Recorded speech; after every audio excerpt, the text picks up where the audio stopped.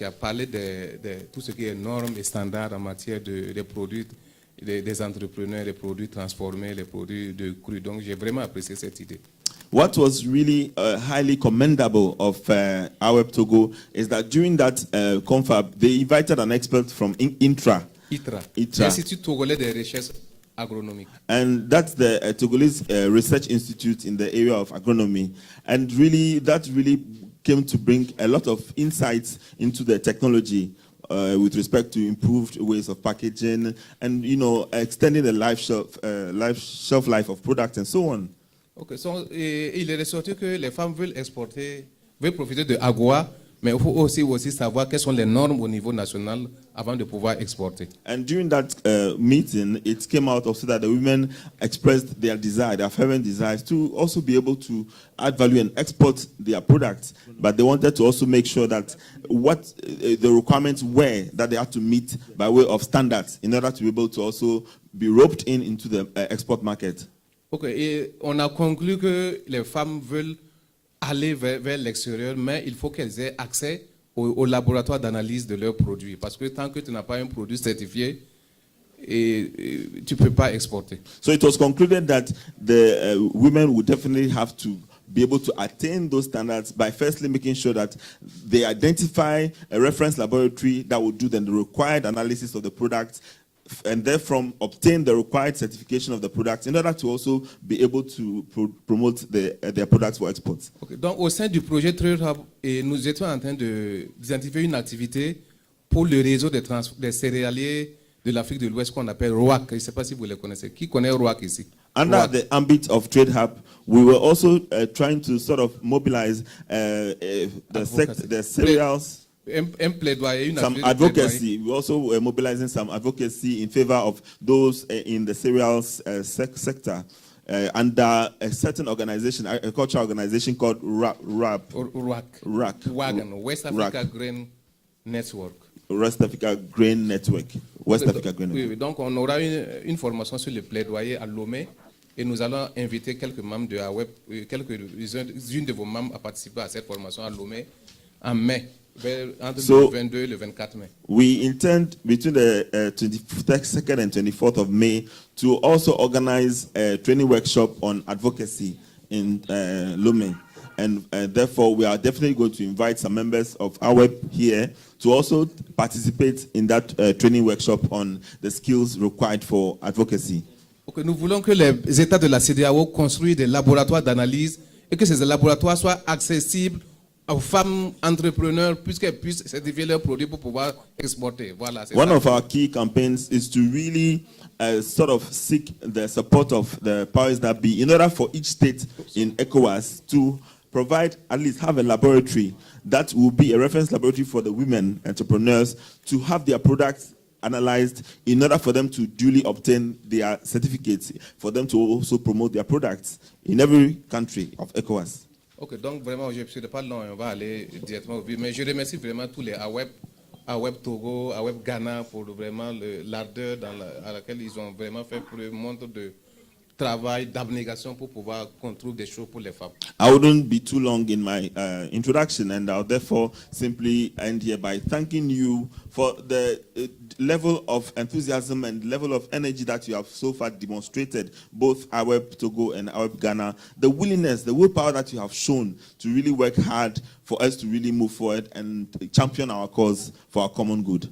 Okay, je n'oublie pas AWEP Burkina, AWEP Bénin qui ont été solidaires envers les AWEP lors du lancement du chapitre du Togo et puis lors d'autres activités qu'elles ont fait preuve de vraiment beaucoup de solidarité envers ces AWEP. We should not also lose sight of AWEP Burkina Faso and AWEP Benin, who also really gave a lot of support during the launching of the Togo chapter of AWEP. We shouldn't lose sight of the support, the immense support they also provided. Donc nous vous encourageons à échanger autour de votre plateforme qui va vous aider vraiment à communiquer, à nouer des relations et à créer des initiatives pour les AWEP Afrique de l'Ouest, Afrique et AWEP West Africa, AWEP ECOWAS.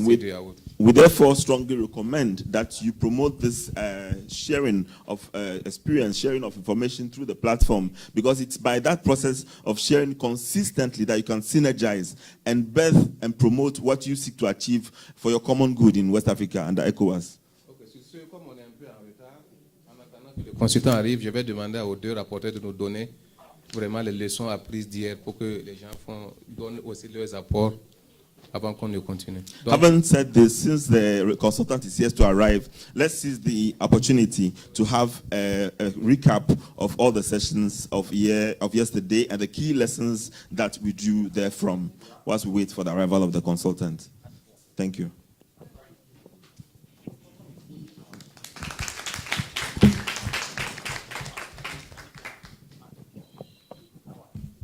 Merci beaucoup. Bonjour à tous, bonjour à toutes. Nous avons eu la tâche de vous rendre.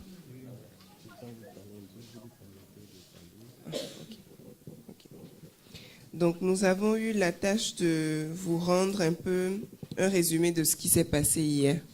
Good morning, everyone. We've been given the assignment to give you a recap of the various sessions and the key lessons that we've been able to draw from yesterday's sessions. Donc hier, lorsque nous sommes arrivés, nous avons eu l'accueil par le comité de l'USAID pour commencer l'atelier. Nous avons eu la présentation de M. Mohamed sur l'AGOA. First and foremost, we had the welcome address coming from the representative of the USAID Trade Hub here, and thereafter we had some presentations from Mr. Mohamed. Donc, il nous a présenté l'AGOA, ce que c'est, les conditions d'accès au marché américain.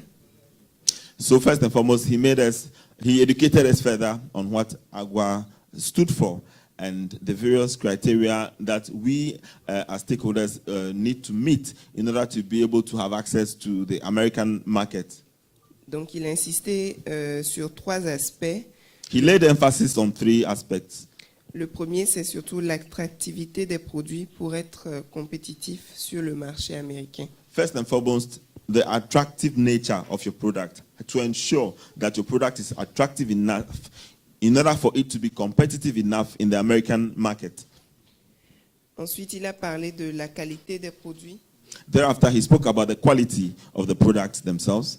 À ce niveau-là, il faut faire attention aux différentes normes en vigueur pour accéder au marché américain. At that juncture, we need to pay serious attention to the prevailing standards that they strictly adhere to in the USA in order to be in compliance with those requirements. Ensuite, il a parlé également de la qualité des produits qui doit aussi passer par celle de l'emballage. We also spoke about product quality in terms of the choice of packaging, the way you package your products. Parce que c'est l'emballage qui va pouvoir tenir le produit sur tout le voyage vers les États-Unis. Because the shelf life or the sustainability of the product to withstand any vagaries of the weather and so on during transport from the source country to the destination all mainly depend on the quality of packaging that you opt for. Donc le troisième point est relatif aussi au coût du produit. The third item he spelled out having to do with the cost of the product. Donc il est important que le produit ait un coût relativement intéressant pour pouvoir être compétitif sur le marché. In order for the product to be competitive enough, it is logical that the product's price should also be attractive. Donc ensuite, il a parlé également des autres aspects pour améliorer l'image de notre entreprise et être compétitif. And he also talked about various other aspects that really improve upon the image of the product, the branding of the product, in order for it to be able to be better promoted wherever it is being sold in. Donc le bon traitement du personnel. The good treatment of your staff, of your workers, your personnel. Le bon cadre de l'entreprise, le cadre de travail. And then a very friendly working environment. Et l'impact communautaire et environnemental. And then what is generally called a corporate social responsibility by way of the impact that your activities positively would have on the community within which you operate. Voilà un peu brossé ce que M. Mohamed nous a nous a enseigné. This is, in a nutshell, the key or the highlights of yesterday's presentation by Mr. Mohammed. Donc après, nous avons eu un petit travail de groupe sur nos attentes par rapport à l'atelier. Thereafter, we were asked to split into 3 groups to do group work and write up individually what our expectations were between the beginning up until the end of this workshop. Donc la première idée commune aux 3 groupes qui ont été formés, c'était d'avoir une vision claire des échanges liés, des challenges liés au packaging pour être compétitif. One commonality that transcends all the 3 groups that did the group work yesterday was to really clearly identify what the challenges were in terms of ensuring that they are able to attain the standards that are required to meet the export market. Ensuite, nous avons tous pratiquement souhaité avoir un réseautage assez intéressant pour trouver des marchés et aussi améliorer nos packaging. And we agreed also that it was necessary that networking be strengthened in order to also be able to identify the markets, improve upon our sales prospects in order to boost, the volume of our production. Ensuite, nous avons souhaité resserrer les liens entre les différents chapitres AWEP pour avoir une meilleure présence sur le marché, d'abord africain déjà, et puis après international. It was also strongly the view of participants that a closer collaboration among the various chapters of AWEP in West Africa be strengthened in order for not only the boosting of AWEP's presence in the sub-region, but also for the prospects of better sales and promotion of our products outside. Et nous avons aussi, on nous a aussi demandé de donner une idée des caractéristiques selon nous d'un bon emballage. And we were at a certain point asked to individually tell the audience what our perception was of what is termed good packaging. Donc en résumé, les caractéristiques communes étaient la simplicité. And we identified that commonly among these characteristics we have, or features, we have simplicity, Les couleurs, choice of colors, les informations qui doivent paraître sur le produit information that you provide on the sticker, on the product, et le coût avantageux des emballages. and the cost benefits in terms of the choice of packaging that you opt for. Donc sur ce dernier point, nous avons eu le privilège d'avoir un brillant exposé par M. Archer Raymond sur l'emballage. And at that juncture, we really had a very insightful presentation by Mr. Archer, Raymond Archer, on the skills required to really make your packaging worth the while, very attractive. Donc il nous a parlé de beaucoup de choses intéressantes, notamment l'importance de l'emballage. He spoke at length about several things, among which was the importance of packaging, Le choix des couleurs de l'étiquette. the choice of color, the choice of even the label. Donc nous avons pu aussi voir les différents types d'emballage. He also exposed to us the various types of packaging, Donc l'emballage primaire, primary packaging, secondaire et secondary tertiaire. packaging, and tertiary packaging. Les objectifs même de l'emballage, Objectives, the objectives of packaging, ce qui est d'abord qui relève d'abord de la protection du produit. which has to do with the protection of the product. Donc c'est une protection d'abord physique contre les intempéries. First, we have a physical protection against the vagaries of the weather. Et ensuite une, je sais pas si je vais dire protection de police. And also making sure that you protect even the print on the package, the print and... Non, pas de police. C'est une protection contre les... Non, pas les intempéries, les personnes mal intentionnées. And then protection against ill-intended persons that may have intentions of vandalizing or Voilà, stealing or sealing. pilfering through the sealing, the proper sealing of products. Voilà. Et donc, Donc ça, c'est le premier point, donc la protection du produit. So Ensuite, protection of the product, le marketing. and then the marketing, Donc notre emballage est notre ambassadeur. because our packaging indeed is our ambassador. Donc il doit donner envie aux consommateurs de l'acheter. You are not Acheter le there produit. at the time of sale. It's on the shelf. So it is the quality of packaging that's going to speak for you and attract the client to purchase your product. L'emballage doit rendre le produit facile d'utilisation.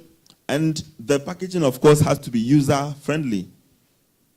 Et donc pour un bon emballage approprié au produit, il faut faire attention, il faut bien connaître son produit et ses propriétés. For the packaging to be wise in terms of choice, you need to first and foremost yourself, the producer, know your product very well in order to have a commensurate packaging for that. Donc voilà un peu en gros ce que on peut retenir de la rencontre d'hier. So this, in a nutshell, is the highlights of the points that were taught us during yesterday's sessions. Donc nous avons pu ensuite partager un repas et puis on est rentré. Thereafter, we also went for our lunch and then we parted company for the day. Donc voilà, en gros. So this is what merci. I have for you. Thank you for your kind attention.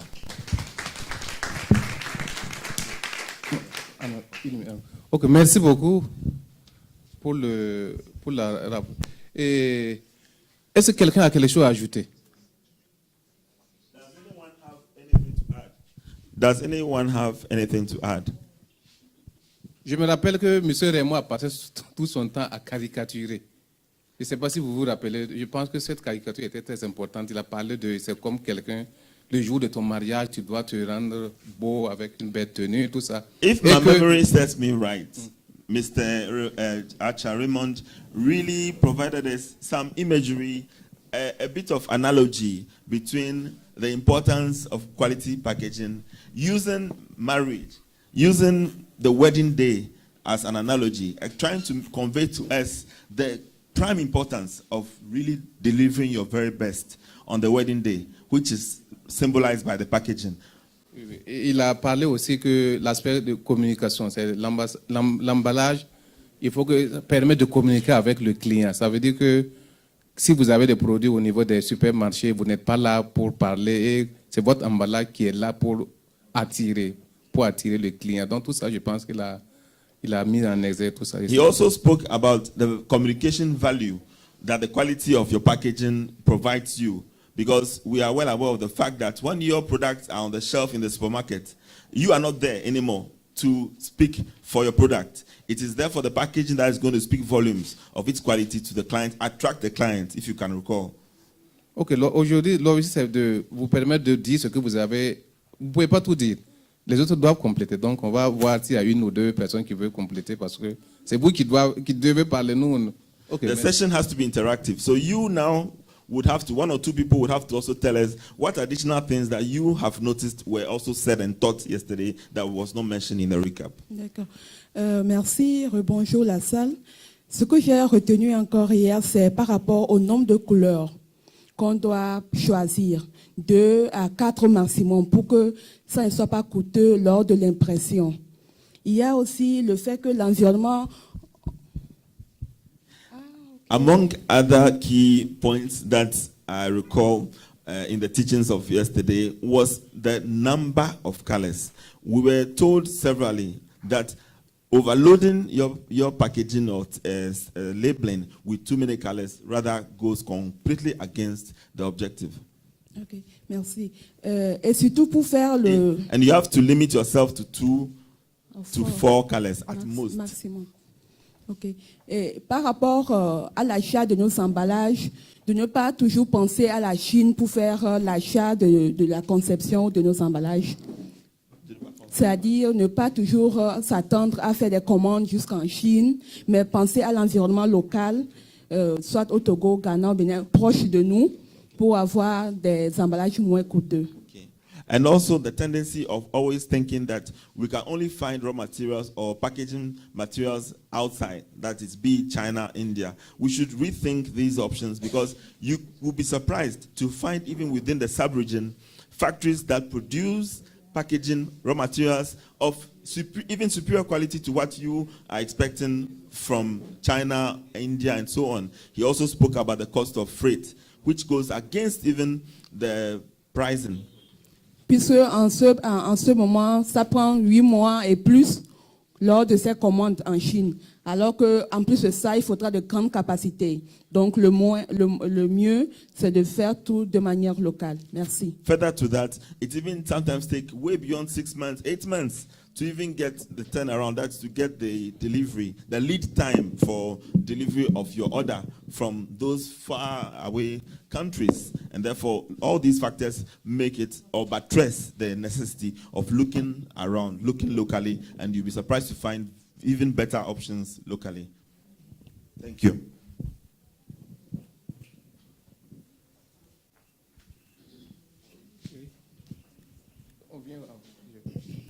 Bonjour. C'est un apport. Voilà. Ah, ok. Bon, ce que je voulais ajouter, What I wanted to add, il nous a parlé de la matière, le choix de la matière pour faire nos étiquettes. he also spoke at length about the choice even of the quality of material for the sticker. Et il a pris l'exemple sur les photos de funérailles qu'on utilise, qui résistent à tout, mais qui peut être rejeté à l'extérieur compte tenu de l'impact environnemental que cela peut se poser. Donc de faire attention pour que nos produits ne soient pas rejetés à cause de ces choses-là. C'est très important. He, by way of example, used the way even obituary posters posted using some special kind of cello tapes in order to protect the paper from easily fading or even dropping off the wall. And therefore, just by way of analogy, showing that it's also necessary to make sure that you have water-resistant paper of good quality that can be used as stickers, so that the product name details still remain on the product even after you have consumed the content, in order that when the client is still in need of the product, he knows or she knows where to go to find it. Et il y a aussi l'exploitation de l'espace. Il a dit que si nous ne commandons pas le bon emballage, nous pouvons perdre de l'espace dans l'exportation, dans le voyage de notre produit.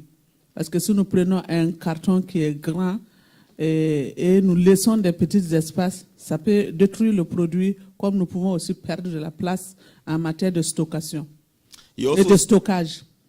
He also spoke about the optimum use of the space within each packaging, that is each carton. Sometimes opt for cartons that are way beyond the size or do not commensurately fit with the items that have to be packed into the carton. As a result, you end up finding spaces, vacuums. That should not be the case, and you might even have to fill them up with paper. All these rather go to add up to increase your cost, and you don't even deliver the quantity that's supposed to be delivered because there's space that is unutilized and can even damage the product in the course of haulage. Okay. Merci beaucoup. Thank you very much. J'ai retenu hier aussi que la couleur du code de barre doit être conforme à la couleur de l'emballage pour éviter les encombrements. One of the key lessons I learned for me yesterday was that the bar code color should also blend with the colors that are traditionally used by that corporate entity, such that we still remain within a limited number of colors and still bring down the cost of production. Et qu'il fallait observer une vigilance totale quand vous voulez exporter à l'étranger, notamment aux États-Unis, à savoir avoir une représentation sur place. I also recall among the highlights of yesterday's session is the need for total vigilance in terms of studying in detail all the requirements of the export market, especially that of the USA. That is very rigorous in terms of standards. Studying and making sure you comply and making sure that you leave no stone unturned in ensuring that your product meets all the requirements for the US market. Je précise que c'est une représentation juridique. And also ensure that you have legal representation in the US for your products. Hi, good morning. The little I want to add is about the symbols. When you are packing your products, if it is the products in the box are fragile, you have to indicate it on the box so that when they are transporting, they will know that the goods there are fragile. If they are, how to turn it also, you have to put it on the box to indicate it. Thank you. Je retiens parmi les leçons d'hier l'importance aussi de l'utilisation des symboles sur les emballages. Il nous a été dit qu'il est hyper important de veiller à ce que les symboles pertinents soient affichés sur les emballages. À titre d'exemple, s'il s'agit de produits fort fragiles, il est nécessaire d'avoir les symboles qui précisent, n'est-ce pas, qu'il s'agit de produits fragiles, qui va, n'est-ce pas, informer les services de manutention d'y prêter attention. Il y a aussi l'importance du positionnement des produits, les flèches, les symboles qui disposent de flèches vont préciser, n'est-ce pas, aux services de manutention comment poser les cartons, comment poser les produits afin d'éviter des problèmes de perte.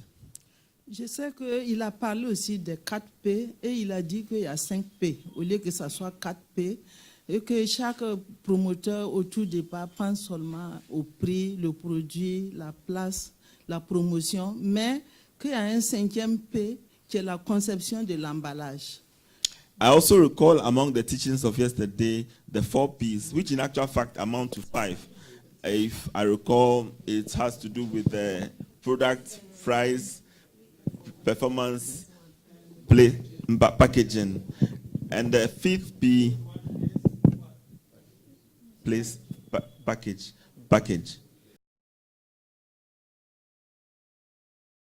Que vous avez comme apport, vous pouvez revenir pour qu'on puisse. I believe we have spoken at length about the lessons of yesterday, and you could kindly provide those add-ons to the rapporteur who will now duly record them in her recap. Parce que nous voulons envoyer le rapport à tout le monde, à tous les participants. We need to share all these feedbacks or reports to all the participants on all the platforms. Je sais que tu avais quelque chose à ajouter, mais c'est bon. I know you wanted to say something, but okay, one last.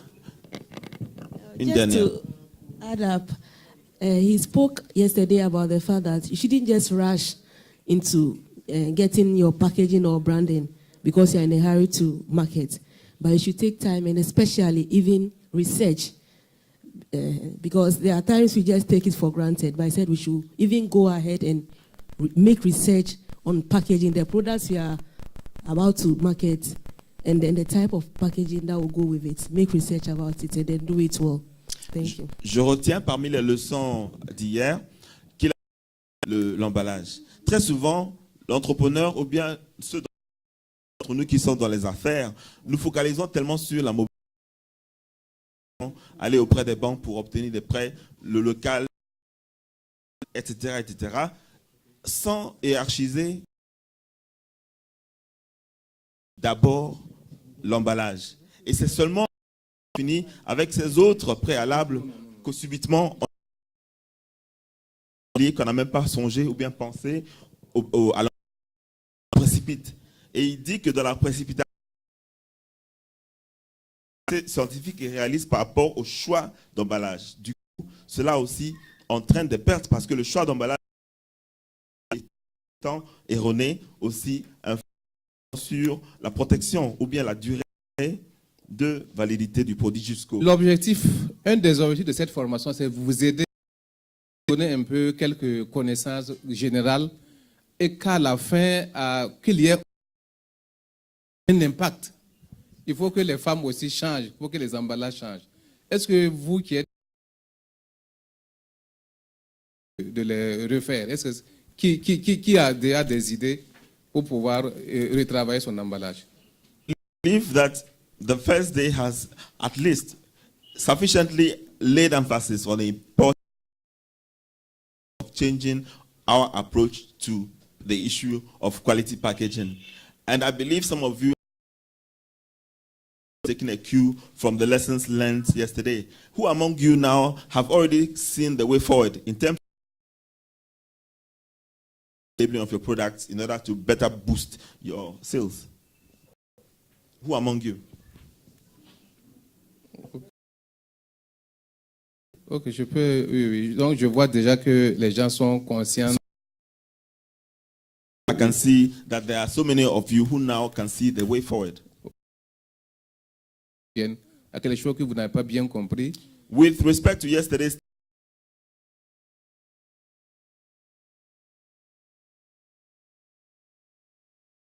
feel free and raise your hand and let us know.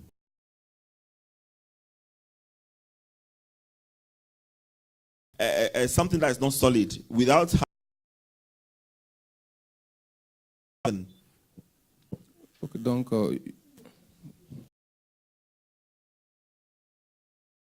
Et passionnant que have any gray area to clarify or in de formation, même le formateur m'a essayé de, mais je propose quand nous rentrions dans 2000, parce que quand nous allons rentrer au bout d'une semaine, on va se rendre compte du gap qu'il y a entre ce que nous voulons et ce que nous pouvons faire. Parce que ce n'est pas parce qu'on veut qu'on sait travailler avec un designer, c'est parce qu'on veut qu'on a la démarche pour arriver au produit fini. Donc, je propose que nous ne prenions pas cette formation comme un do-it, mais comme une mise en situation et un cadrage général. Le do-it doit être fait comme homework dans chaque chapitre. Et on va essayer de voir entre nous, qui est le professionnel, si on doit revenir vers ici, produit par produit, chapitre AWEP par AWEP, si les 7 qui sont venus par pays ici ne se mettent pas en œuvre de transmettre cela aux autres AWEP qui sont restés dans leur pays, c'est qu'on a à moitié échoué pour ce qu'on est venu faire.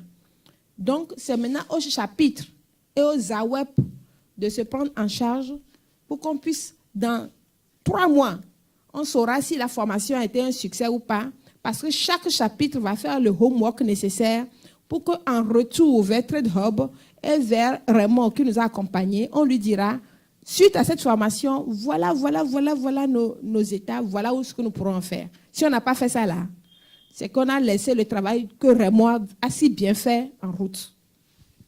I also agree that the agenda as set out has, and objectives therefrom as set out have been dealt with respect to day one sessions. However, I wish to lay also emphasis on the value of hands-on. Much has been spoken or said about the value of packaging.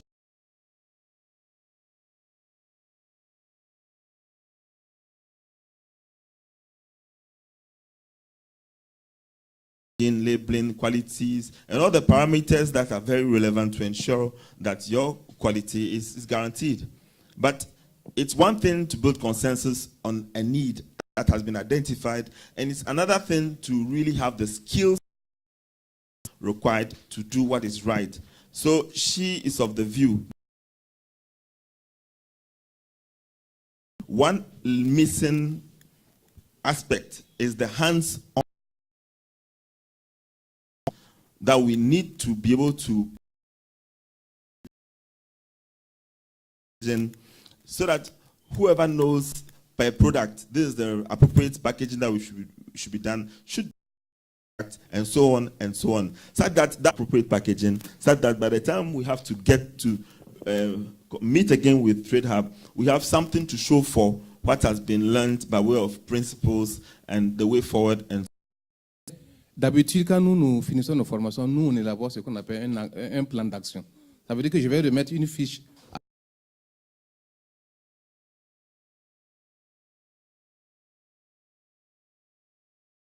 à la fin de la formation, un plan d'action pour la mise en œuvre des acquis de la formation. Ça veut dire ça inclut la restitution et la mise en œuvre des acquis. Voilà. The various activities, the various action plans, and the activities that have to be in order for those action plans to be met within a span of time, maybe a month.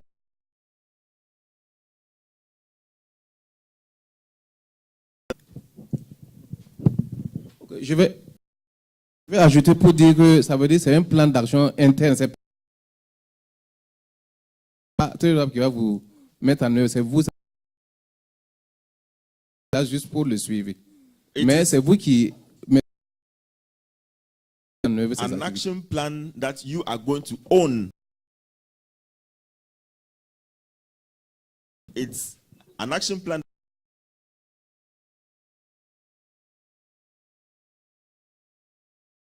is achieved. Okay, thank you for this opportunity. A question for Mr. Acha. And for our levels, we might know some of us might not be able to meet it. I wanted to ask if you want to engage for us so that we go and print somewhere else. Since we can't do it. Acha Raymond, qui nous avait expliqué au cours des sessions d'hier qu'il y a un certain seuil à partir duquel il répond.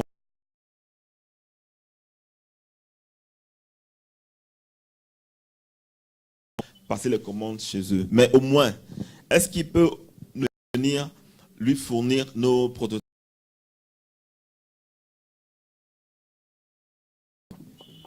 Good morning.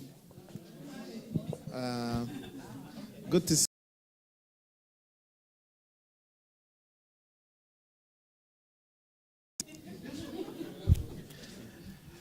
You know, the way we work is that usually we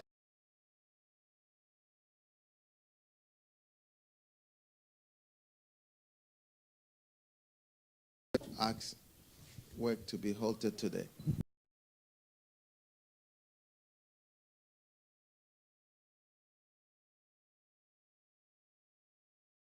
Afin que je puisse venir ici.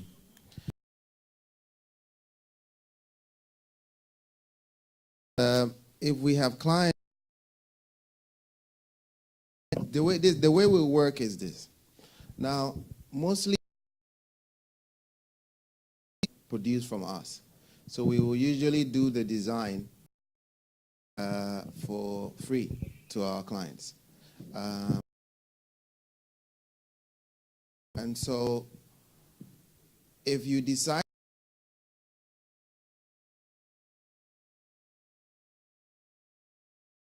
et nous ne paie pas le coût de conception. C'est-à-dire que,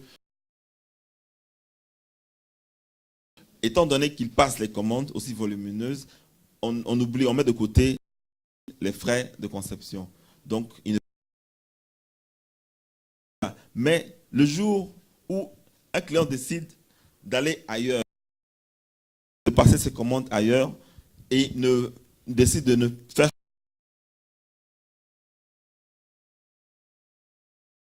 également la conception. La conception coûte cher, oui.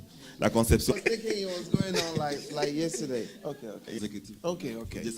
That's fine. Étant, c'est pas pour dire, citer l'exemple de Walmart, qui est un client. Il y a des moments donnés, il y a par exemple une précise pour laquelle ils commandent et pour lesquelles ils doivent répondre à ces petites commandes. Mais d'ordre général, répondre aux petites commandes à déployer encore plus d'efforts pour s'orienter vers des commandes plus petites. Mais c'est pas pour dire que c'est impossible de recevoir. Investment to set up so that's not it. I mean, we can always work something out. Fortunately, my production manager is here. Heureusement, mon chef de production est de moi. We can harass him to do. Donc, on va l'harceler. Je crois qu'on va arrêter et continuer parce qu'on a démarré le programme du jour. Donc.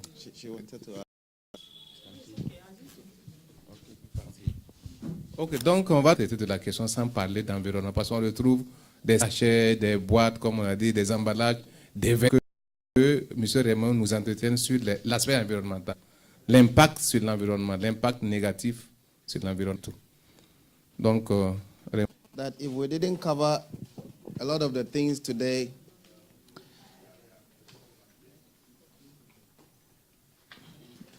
and you know, one thing that is also very interesting have an idea?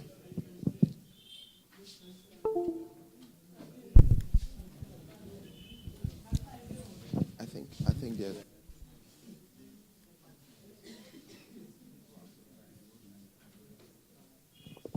As I was saying yesterday, the first thing to do is design a logo. That goes on what they call the letterhead.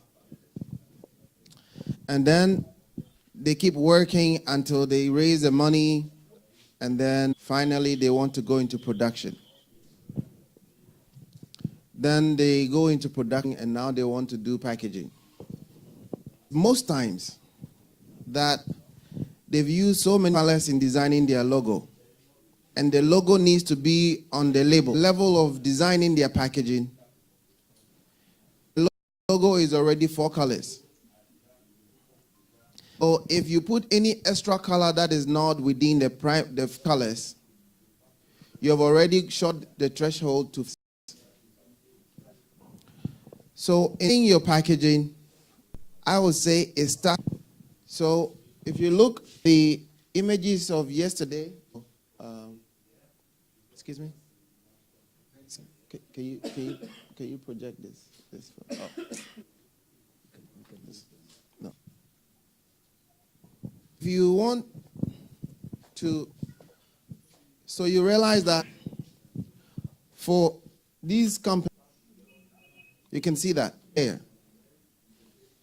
Don't want to get into the middle of the river and now begin to look for more colors and add to our product.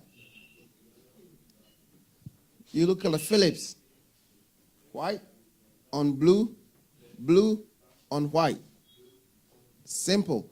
When you see letters from Philips, it's the same logo they're using. For some of you, it's impossible because you're using an image. But the decision that you're going to do packaging in future must inform what colors you use for your logo from day one.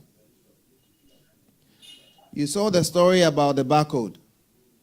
So if this was black, he will use black barcode. So in starting your design, it comes from your logo. You are doing a product that is red. Some companies have more than one product. But you know that all those products has to fall within the primary colors. So as I told you yesterday, every image has 4 colors. We call it cyan, which is blue, magenta, which is red, yellow, which is why we always call CYMK. So, and black. These 4 colors, if I take a photo of you now, you need these primary colors to be able to print a photo of an image. So if you use an image for your logo, you should understand that you don't go beyond 4 colors for your packaging because it's going to cost you more. So even if, so like I was saying, you're doing different products. So you have an image as your logo that allows you to use a photo of a product on your packaging. It's 4 colors. That allows you to produce 100,000 products so long as they are images. You will never go beyond 4 colors. But if you use an image for your logo, and now I'm talking from day one, and later in your packaging you need a color that you need to combine 1 or 2 colors outside the yellow, black, red, and blue, then you're going into the 5th color. You're going to pay for it. So the design of your packaging starts from the design of your logo. Many times it helps. So if you have a lot of colors in your logo, you know that by all means, the logo will go on the package, and you don't even understand colors. You will get to the middle of the river before you realize someone is you can see an image. They are charging the person $10, and your image say you pay $12, and it's all an image, and you wouldn't understand. So I say that decide how many colors, what colors you're going to use for your logo. That's one first step in, am I choosing? As the green before the yellow, it's almost the same. And the meanings are almost always the same.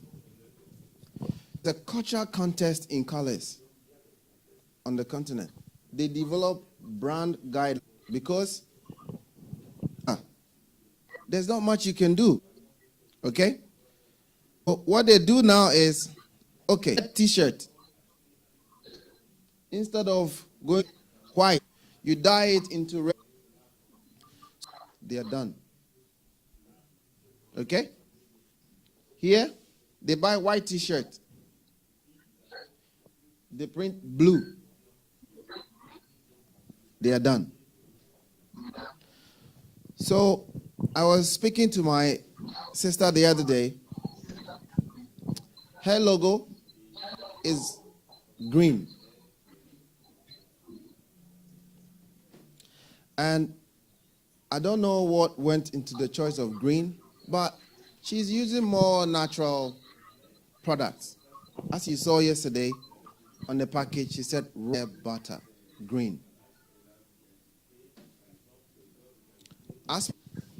So this is what you can do, because the logo is always on white, so there are two colors, technically.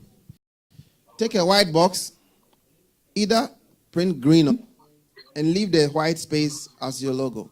Products, your package, colors has to go on flyers. You know flyers, people on the street, to companies. The moment logo is 7 colors, you're printing flyers and you're paying for 7. With all its money, you're killing yourself. And the simplicity of, so what you do from your design stage has budgetary implications on, and I would say that you don't need these in design, but understand what you want, so that whoever works for you, if a designer gets the idea, she'll do anything. Once the designer gets a sense that you have no knowledge, or maybe you don't care, he will give you anything. That's why you yourself need to set the standard for what you want, and it will not cost you more. So I want to do a logo. I don't want the logo to go beyond 4 colors. Then the designer catches you. He will take you seriously. You're like, okay, she knows what she's doing. And I don't want any Pantone colors. Then she knows, okay. So there's a sense of seriousness she attaches to the work, because she thinks I'm working for somebody very knowledgeable.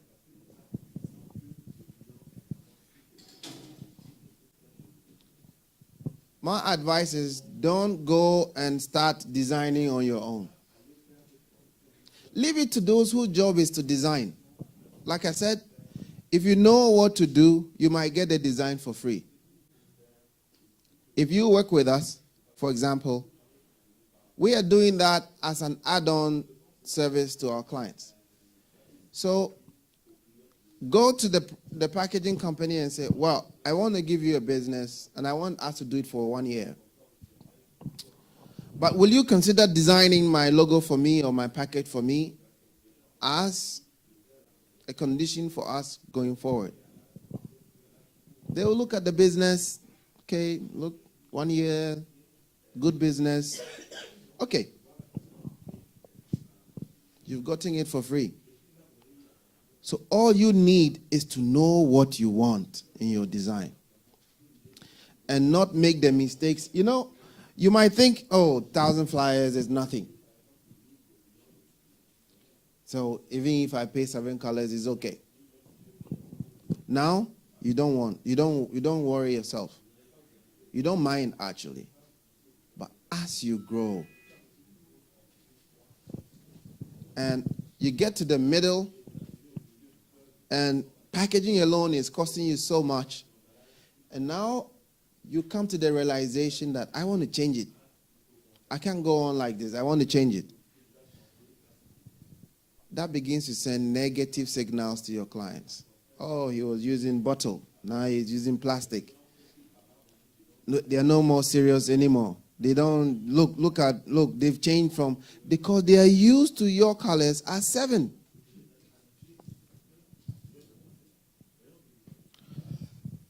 So, from day one, when you start design, whether it's package or logo, be very careful about what you choose.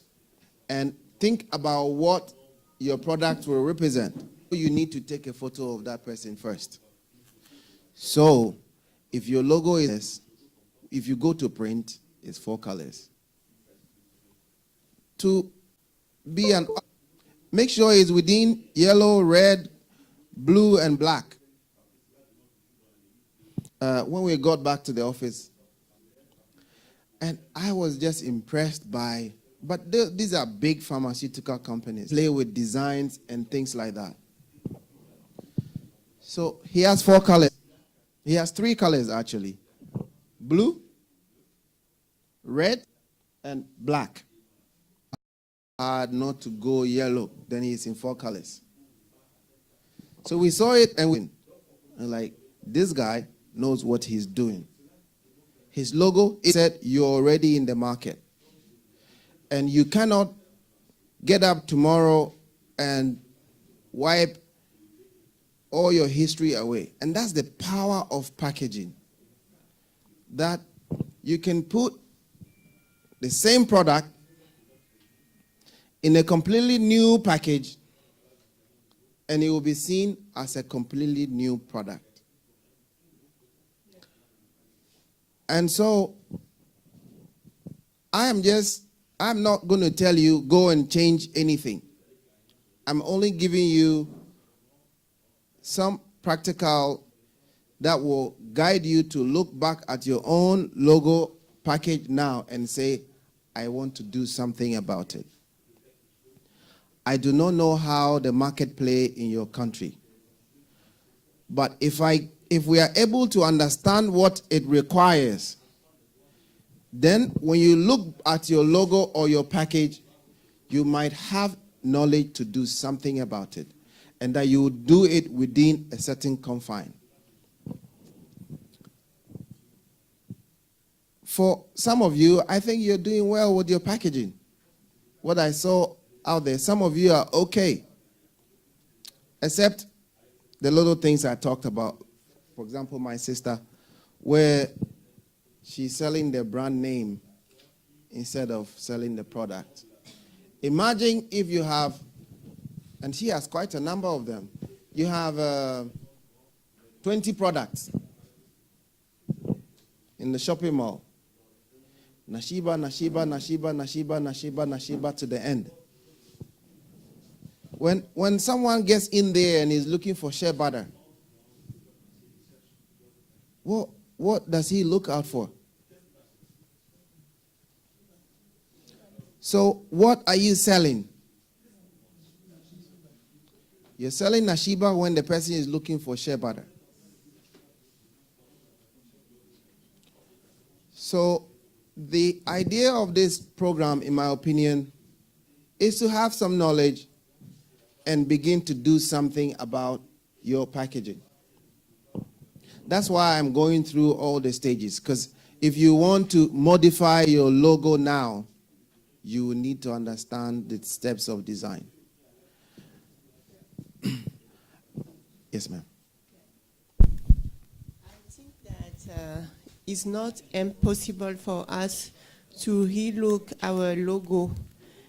It will be necessary to just accompany that with a whole lot of communication and long-lasting communication, because I have seen before products, even, I won't say Coca-Cola, even with the company producing beverage in our country, they used to relook their product, but they just focus some of budget for communication to accompany that relooking. I think that we can look at that side, because since we are going to move forward and we are going to capitalize with the training we are assisting today, we have to look that side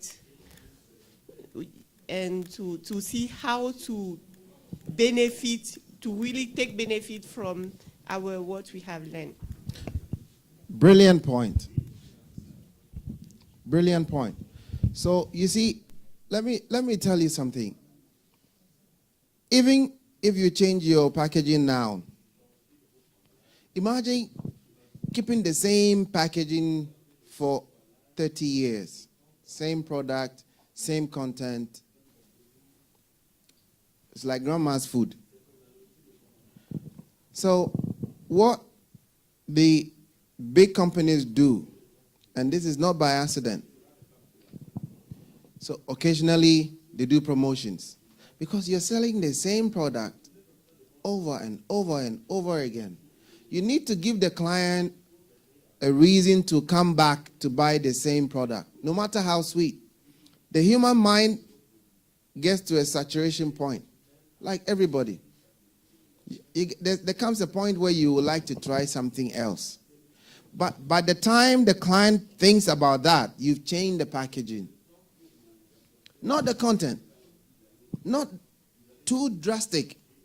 But now, you see some companies start selling bottles, single. 3 years later, we're doing a promotion like this. We're doing a promotion, so if you bought, this is Made in Ghana, during the Made in Ghana campaign. If you bought one, you get one free. They keep engaging with their clients all the time. They sponsor events to go and dance. What has water got to do with dance? But if you leave your client, it's like your child. If you leave your child out of the house without supervision, you can imagine, as you're in the house, you can't find your child. He's out. He's on her own. Anything can happen. So at the end of the day, don't do, yesterday you saw packaging. It is part of the product planning process. Some use marketing, some use redesign. Some say, okay, now we're selling 3 for half the price. These are all things to, and the moment you do 3 to entice the price, what do? You now have to produce a package to hold the 3. So if you've been buying water every day in single, you go to the supermarket, it says 3 for the price of 2. And it will come in the packaging of 3. So packaging is not one thing that you do once and you leave it. Even product, the product that you put in the packaging, is not one product you produce and you leave it. You need to improve on the product itself. So imagine this. I'm not into marketing, but I know a lot about it. Imagine that I produce and I come to you and say, oh, now we have mint in it. Mint. That's all it is, mint. Think about your packaging and your product itself. That one thing that you have done. Coca-Cola started with the normal Coca-Cola. At some point, they say sugar-free. Who knows the exact ingredients of Coca-Cola? The workers who work in Coca-Cola don't know. We are told it's sugar, it's water, it's something. That's all we know. And we are told that Coca-Cola has sugar-free. Is it sugar-free? We don't know. There are some countries where you travel, you see the Coca-Cola bottle is green. It's still Coca-Cola. My advice is, like packaging, don't sit on one product for centuries. If you actually produced the product with combination, you can improve on it. That gives you more leverage. Our amazing honey now has flavor. You try to have a blueberry, orange, mango flavor in your honey and test it with children and see the difference. So you have a kiddie package now for honey for children. I don't think you should sell that same bottle of honey for years. You need to improve on your product itself and, in the end, improve on the packaging. So when you start selling honey for children, the packaging is different. Children like bright colors. So there's a small B and there's bright colors, and the bottles are very small and 6. So don't use the same product, the same package for all your life. Improve on the product, improve on the packaging. In some instances, you could be selling the same product to different markets. Like I just told you, if you manage to research how to add some flavor that children like to your honey, you've just created a whole new market. You'd be surprised. The mother will go and buy the big bottle, which usually he used to do tea for everyone, and now buy the small one for his children, for the children. So you're creating a whole new market. If you add mint to shea butter, how amazing shea butter has mint or has something else. Different packaging, same product, different market. So now the shea butter smells like something. And it's another market, same product. You haven't moved too far with investment. All you're adding is perfume. Like I told you yesterday, I don't invest too far away from what I already have. Whatever I invest is an add-on to whatever I'm doing. And as you improve on your product, so there's something they call transition. Summarize everything that you're writing about. That is where most journalists, if you're a good journalist, first paragraph, you tell the whole story. The rest, you're explaining. But between the first paragraph and the next, you have already summarized the story. What are you saying again? So you use words that will transition from summary to narration. And I say the same for products and the life of products.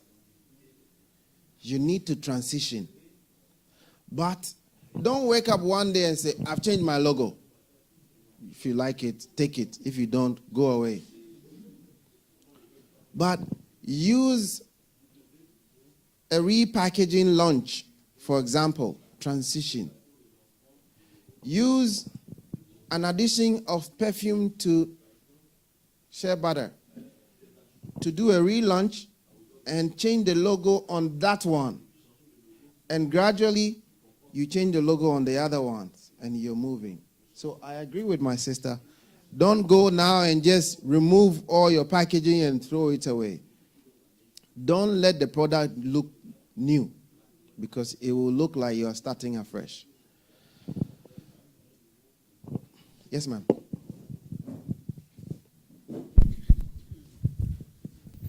Thank you, Mr. Acha, for the knowledge you are imparting in us.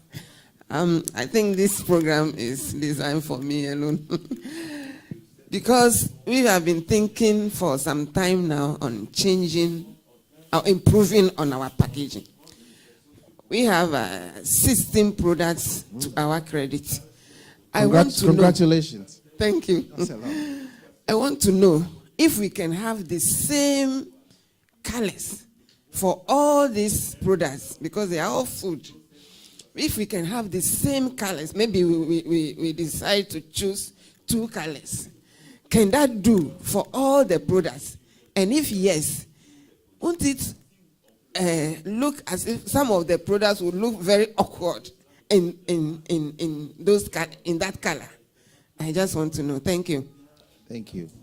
So, as I said earlier, you already have 4 colors. I wish that we could have Mohammed. Do you have your presentation?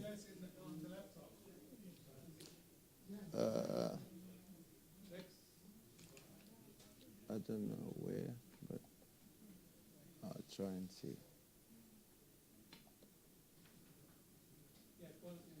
Yeah.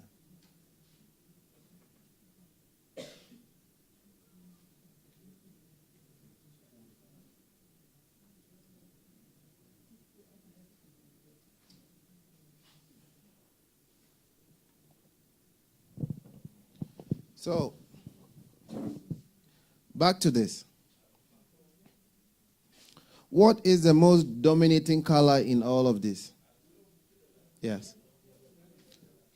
What is, yes, someone else. My production manager says yellow. Blue. Look at the space.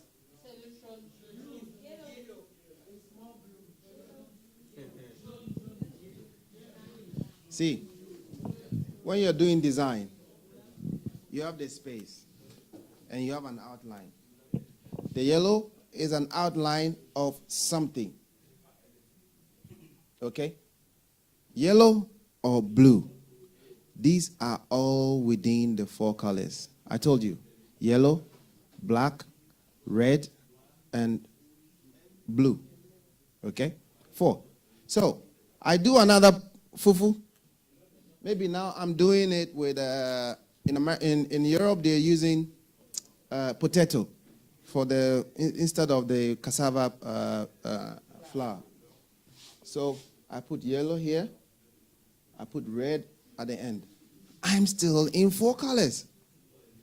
Look at this, man. So you have 16 products, okay? This is what you can do. So you want salted with hot chili. What do? Half blue, half red. You can still achieve your salted with red chili. So you can begin to combine the colors. One color, one color. Hello? One color, one color. But you can begin to combine the colors, and you will be shocked how many colors you can generate out of your design. So if you have 16 colors, 4, 16 products. So I say,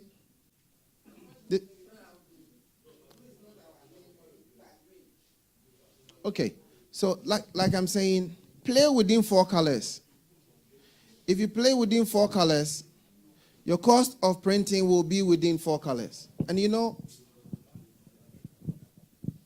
if you have red and green, you're paying 2 colors.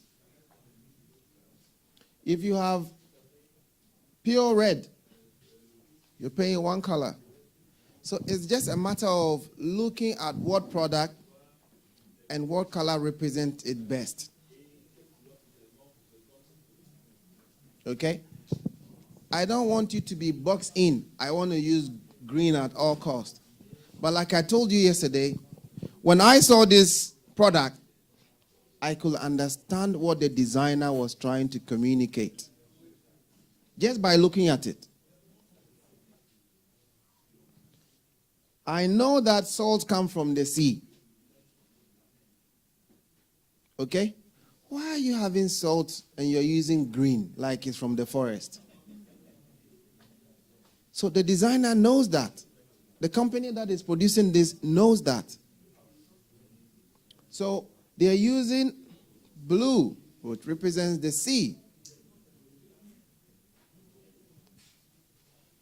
I know people eat green pepper, but hot chili is always ripe pepper. Green pepper is always the one that is not hot.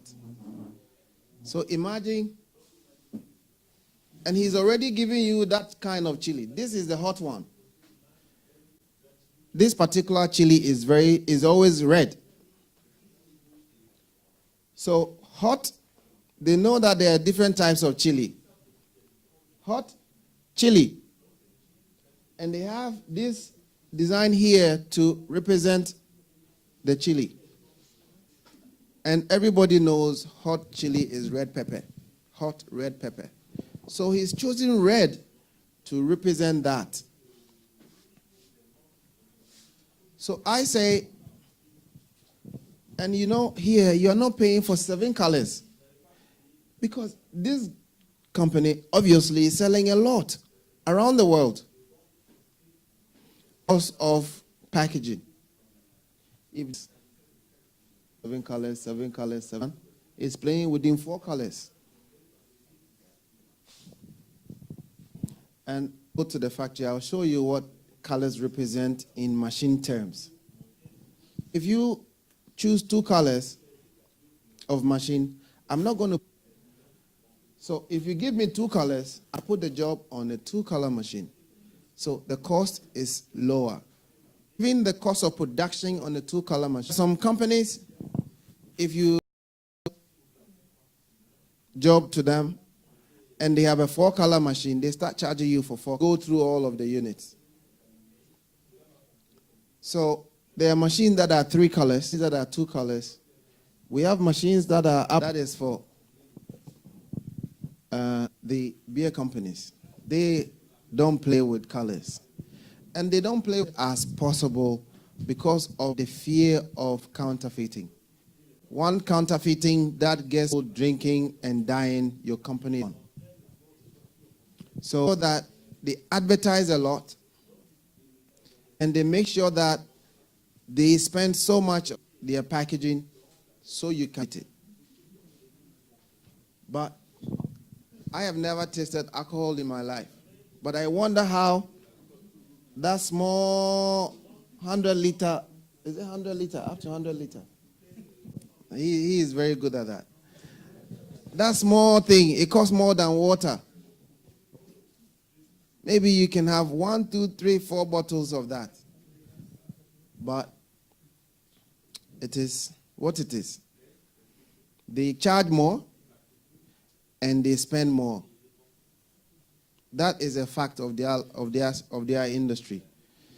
So you know your industry. You know, there are some countries where you take food products and they say you cannot bring this food here. And they ask you why. There are some materials in there that are addictive. The content is addictive. People actually put addictive content in their food so that people can't stop eating it. So you can say this is a bad thing to do. But look at the rationale behind the business person. This is edible, tick. Just that you'll be addicted to it.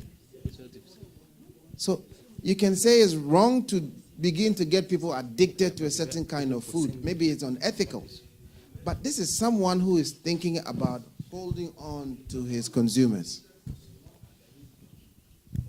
And you need to do that. You know,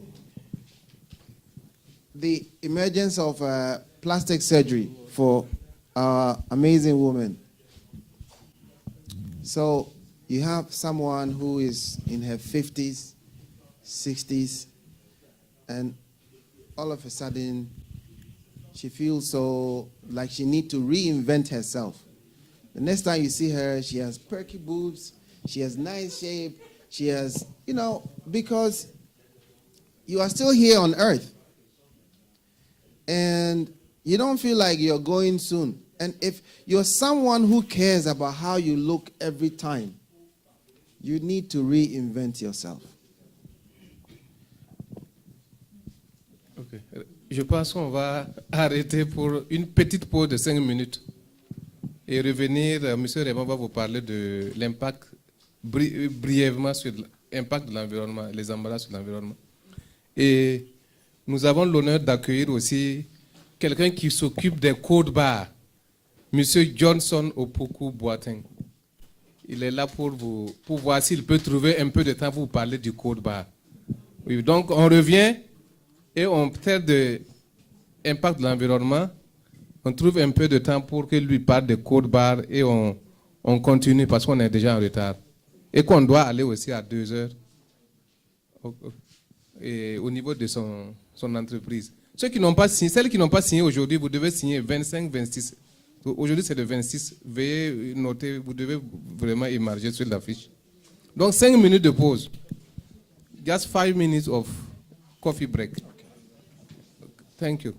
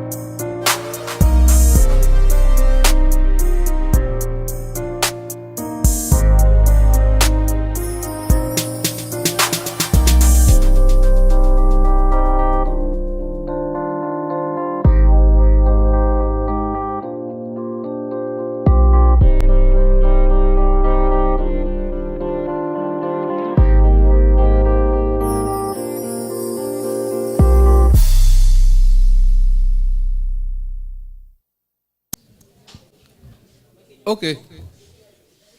Monsieur Raymond va nous parler de l'impact des emballages sur l'environnement. Ensuite, on va donner un peu de temps à celui qui est venu pour parler du code barre.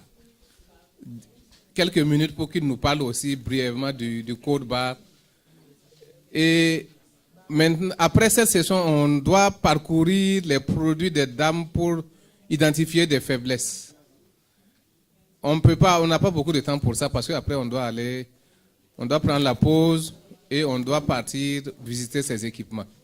Donc, on ne va pas être trop long. Donc, Monsieur Raymond, sur l'environnement, impact des emballages sur l'environnement.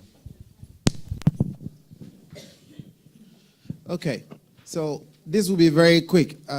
Fortunately, we have someone here to talk to you about barcode. So, fortunately, we talked about the environment, the impact of packaging on the environment yesterday.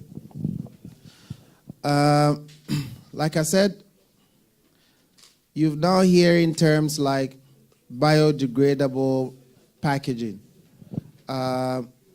If you look at, for some of you, your contribution to environmental pollution will be very small. But together, we have a responsibility to protect the environment. We are here today. You're in business now. We will go. Our children will be back. Maybe some will continue with family businesses. And so we need to keep the environment safe, even for the longevity of your own businesses. And also for economic reasons. The packaging that you decide to do also could have impact on your pricing, because there are a lot of countries now where if you take, let's say, plastic, they're having extra taxes on plastic. In fact, in Ghana, when you import plastic products, there's a small, you need an EPA permit first, and then there's a small tax that you pay on it. When we bring lamination, there's a small tax that we pay on that. It's not that severe. But at the end, we should realize that we all have to act as responsible companies, that whatever we do affect the environment. And so if you're choosing your packaging and everything is plastic, then you know that after the plastic is going to be on the street. There's a place in Accra. If you go there, every time there's flooding, if you start digging, you see how much plastic we have there. Water, sachet water, strewn. It rains, goes into the drain. It begins to pile up, or it finds its way into our water bodies. For those who are doing beverages, you need water. You need clean water. And the water that runs through a pipe is water that comes from rivers that is processed to become your pipe water. So your plastic is going into the gutters, it finds its way into the rivers. Eventually, it will find its way back into your drink. So it's important that as we begin to work on our packaging, we also ask ourselves, are we being friendly to the environment? If you are exporting to countries where there's a ban on plastic, don't start using plastic and you get to the day of export only to realize, oh, you can't export to Togo, Ivory Coast, this because they don't accept plastic. There are places where even in retail, so let's say for those in the clothing business, fashion, when you're doing retail, the final, some use plastic bags.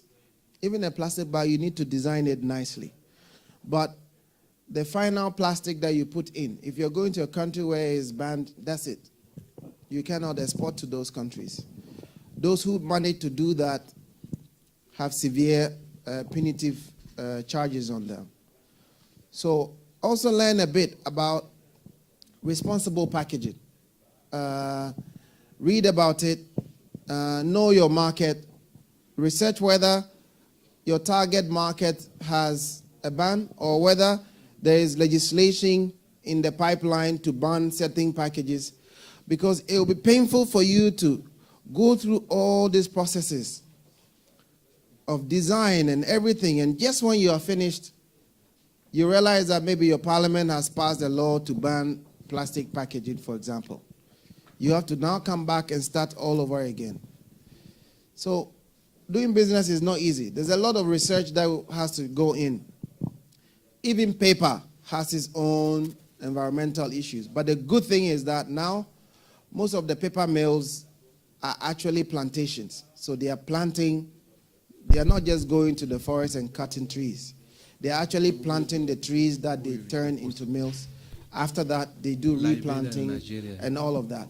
So even them who are directly impacting the environment are being responsible. And so as much as you can use packaging that is acceptable in your country, that has minimal impact on the environment, and packaging that does not go contrary to the laws of your country or your target market. That is very, very important. So I will leave it here. And thank you very much for your attention and for the past 2 days. I will leave the floor for the other gentleman. Thank you. Okay. Thank you so much, Mr. Remo. Thank you very much. And I want to announce that those who are following from Liberia and Sierra Leone, they should prepare for their questions. If they have some questions, they should be prepared, and we can take 2 or 3 questions from them.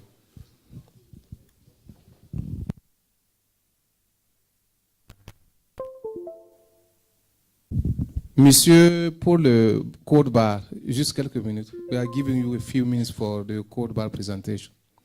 Thank you. Those from Liberia and Sierra Leone, prepare for your questions, and we'll take these questions soon. Thank you.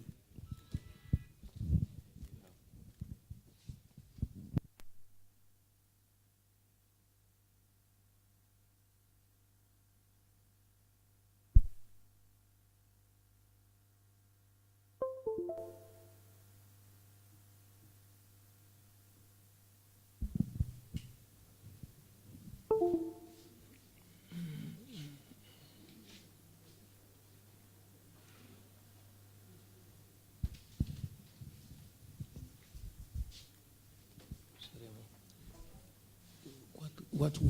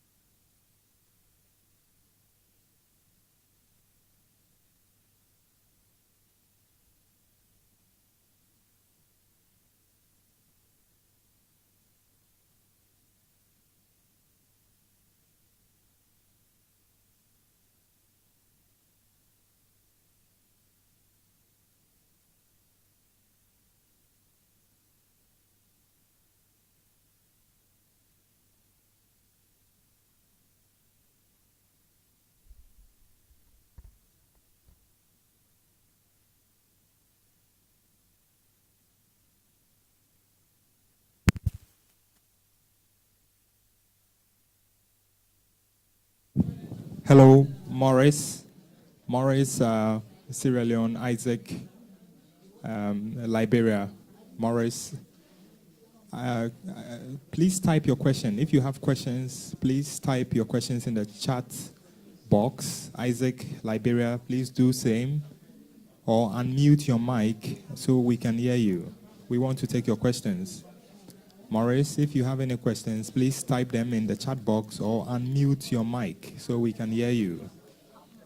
We have unmuted the mic, and it is the representative of Isaac in Liberia, please unmute your mic so we can hear you, or type your questions in the chat box. We are prepared to take your questions. Thank you very much.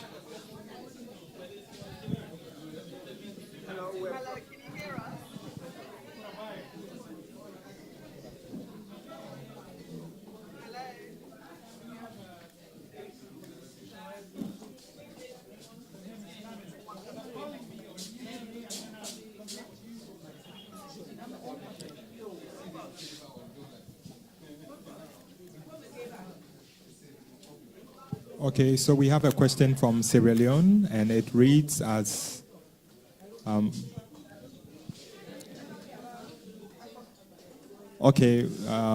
the room settles down a bit, we'll read the questions.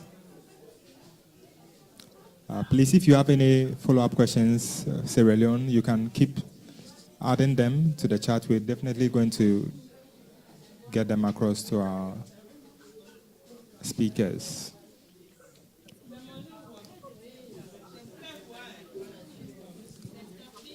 Isaac, Liberia, kindly unmute your mic. And, okay, yes. Your mic is unmute. Okay. Yes, yeah. We have some comments from here. Can you take our comments? Yes, you can go ahead and ask your questions.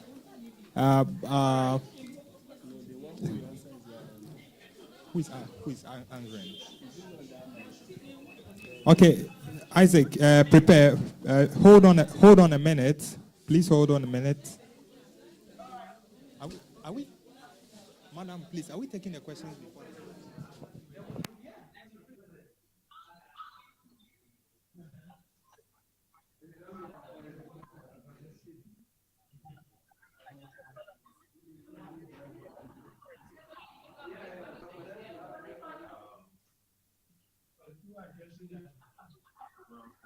Yeah, now we're taking when they're ready, they will talk.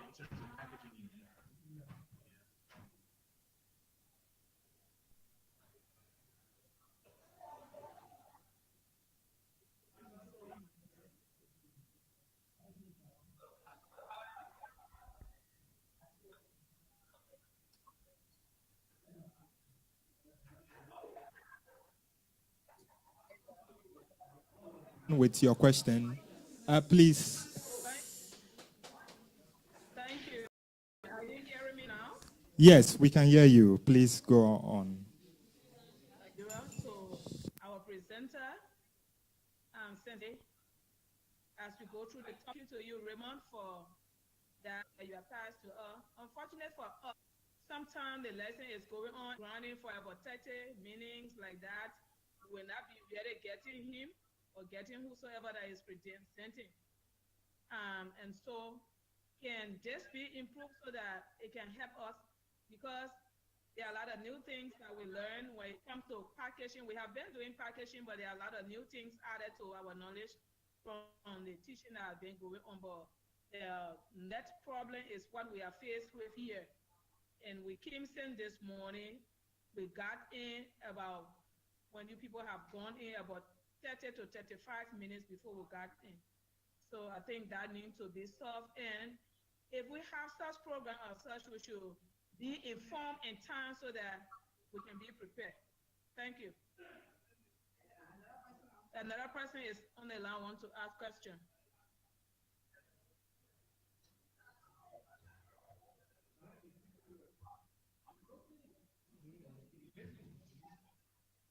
Hello.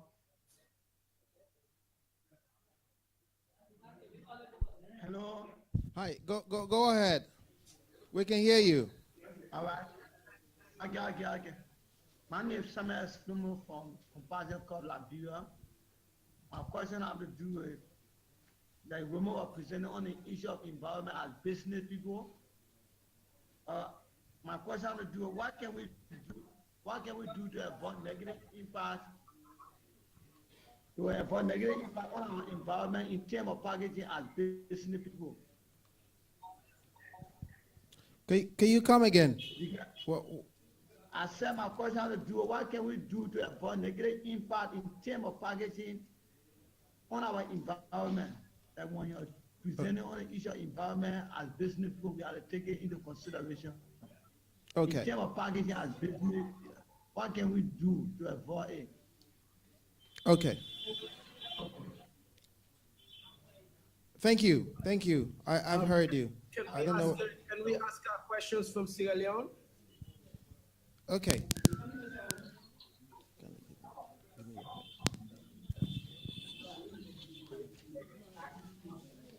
Yeah, Sierra Leone, if you are ready, Morris, you can ask your question. Liberia, I need to mute.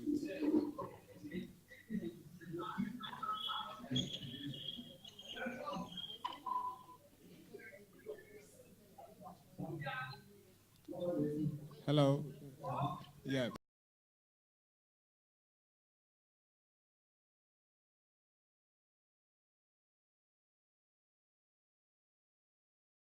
Yes. Morris, are you asking a question? Yes. So basically, we packed our questions in. But we're just Please, wondering if please we can pause. ask them Morris, please hold. Sorry. Liberia, can you mute your mic? Liberia, Isaac, can you please mute your mic?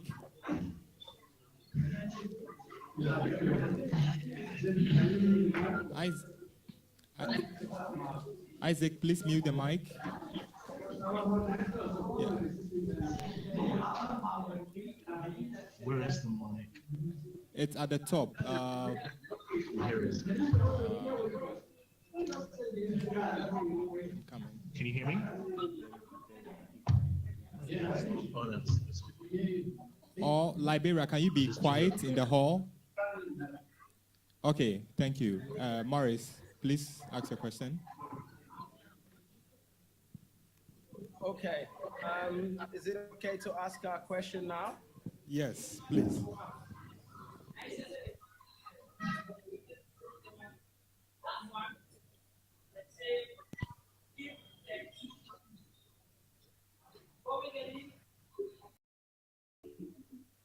Morris, Sierra Leone, please ask your question. Hello. Good afternoon, everybody. My name is Caddy. Can you hear me? We can hear you clearly. Please continue. My name is Caddy. I'm the Executive Director of AWEP in Sierra Leone. Firstly, I would just like to say thank you to USAID and the West African Trade Hub for inviting us to be part of the workshop and training. And I have one question I'd like to ask. And it goes as this. As Sierra Leone is going to be joining the discussions today, I wondered if there are any recommended packaging companies in West Africa that we can all work with. Is there any way the Trade Hub can engage these companies on our behalf, as this is a huge problem for all of us? I mean, for me, I own a company that works, that makes arts and crafts, but I haven't started exporting at the moment. And but I've started thinking about how I'd like to package my products when I do eventually start to export. But it's a matter of engaging new packaging companies and getting favorable rates and advice, really. But obviously, an organization like West African Trade Hub has a reputation already, and if there's any way they can act as a mediator for us, then I think that would help a great deal in perhaps securing us preferential rates and things like that, because it's quite crippling for a small medium enterprise to add packaging costs to their already tight budgets. Okay. my question, both our questions is also up on the text. So again, as my name is Morris Mara. I'm the director of the Sensi Tech Innovation Hub, where we are today. We have a lot of young girls that we work with in entrepreneurship that we train, and most of them operate businesses in the food processing area. We know that packaging, it's a major problem that we come across. A lot of the people that we try to invest in or try to give money to help set up or provide training for. But as a physical space, we can only provide the training and try to help these entrepreneurs get off on their own feet to start their businesses. What I was wondering, out of the West Africa Trade Hub, if there could be something that is set up in the area of mentorship for these women, or these entrepreneurs who are looking at, who are working in these specific areas of businesses, to put to them when they're thinking about design, when they're thinking about products and packaging. If there's somebody or there is a resource available within the West Africa Trade Hub that can provide a mentorship space that's able to guide them, that touches on a little bit of what Margaret is saying there about advice and kind of sort of a link that will be provided to companies or people like that can then say, oh yes, this is what you should do, or that's what you should do. I mean, it doesn't have to be ongoing, but if it doesn't already exist, a mentorship initiative is a major gap for a lot of the women entrepreneurs that we deal with. So somebody that enables them to know what success looks like in this space.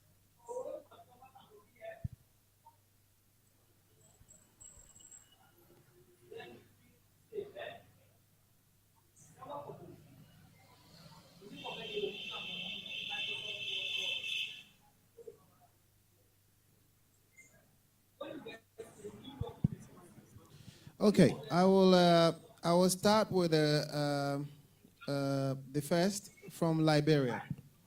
The first question from Liberia was that they missed a lot of the presentation yesterday, and sometimes the technology goes off for a while. But unfortunately, that's it. But the presentation of yesterday will be available, will be emailed to you by Trade Hub. And so those who missed out will be able to go through most of it. And I'll leave my contact also with Trade Hub. Anybody who wants a follow-up could also contact me, and I'll be willing to help out on that.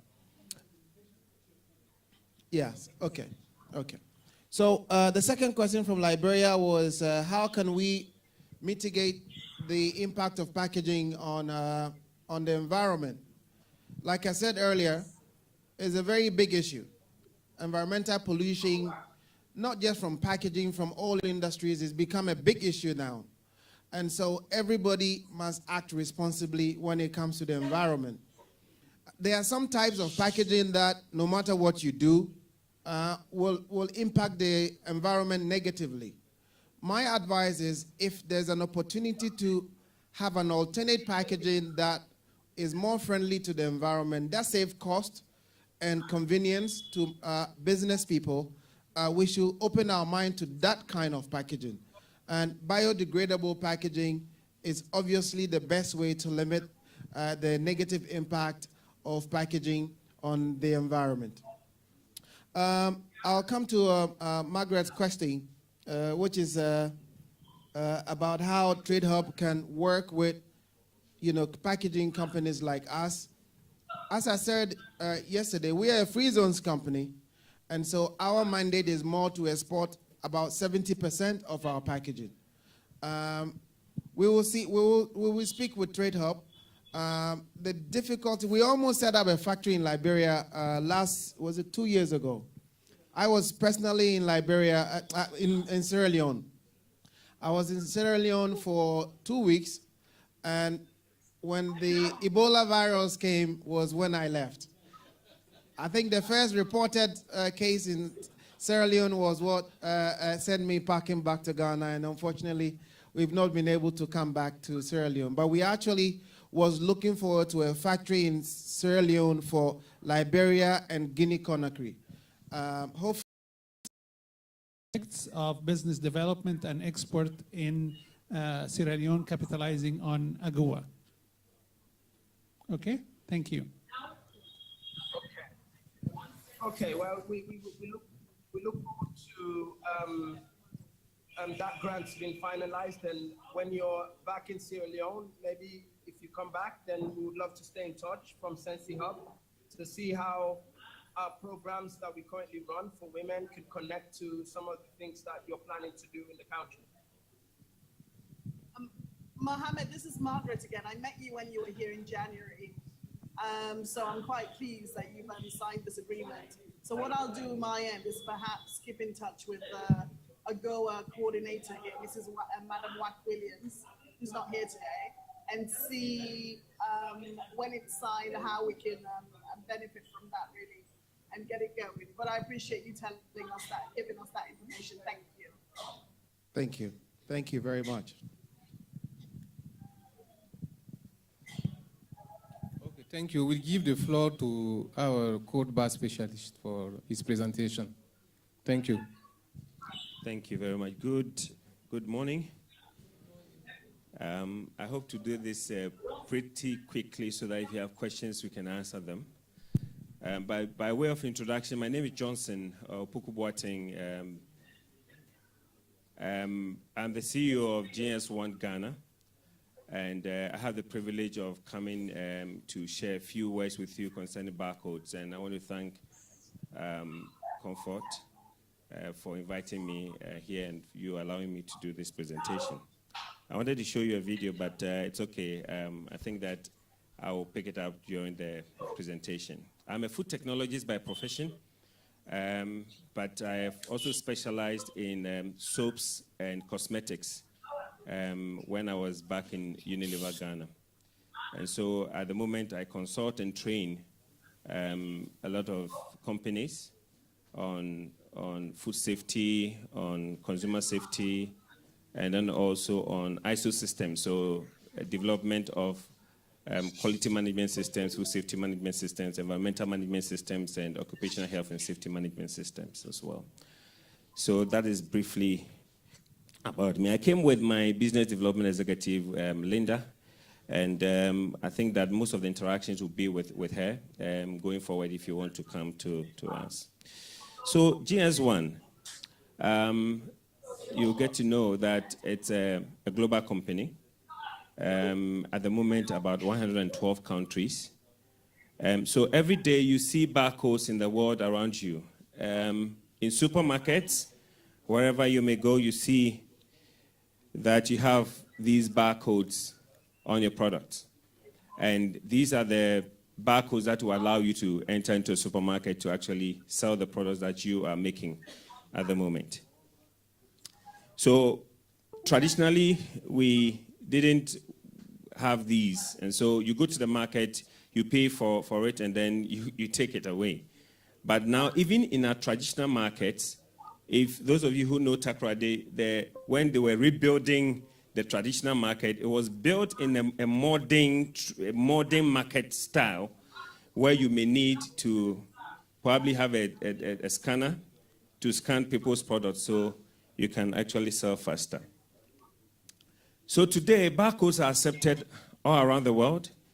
Back in Ghana here and in West Africa, we used not to have a lot of supermarkets. I think the East Africa and Southern Africa and North Africa do have a lot of supermarkets. West Africa is now catching up because we loved our own traditional setting. But the world is also changing, and we must change with the world. And so most supermarkets are now taking products with barcodes. Okay. It is not compulsory to have a barcode. Okay. You don't necessarily need a barcode to sell your products. But the point is that those who are selling your products for you now are requesting you to have the barcodes. Other than that, they are not going to be able to sell. So when you go to the supermarket traditionally and you want to buy this item, you want to buy potato, and this, they'll have to do a mental calculation, okay, and say probably this is 5 cedis, and then they add on, and sometimes it gets to a point where they miss what you're supposed to pay, and it becomes a fight, okay? So everybody wants to also buy quickly and leave instead of staying in the queue for a long time. And that's how come barcodes became very important for us. So what are barcodes? Simply, they are bars, okay? Black lines with white spaces in between them, okay? And these codes, we say they encode information. So if you have any information on your product, these barcodes are designed in such a way to encode the information on your product. Supermarkets have softwares, okay? So if you acquire a barcode, the barcode uniquely identifies your product. So this is Belacqua. So the name of the product, this is 750 mils. So it picks the weight, okay, or the volume of the product. And then it picks the SKU. SKU is stock keeping unit. Okay, so for this one, yeah, this is 750 mil, 500 mil, and then you may have 330 mil.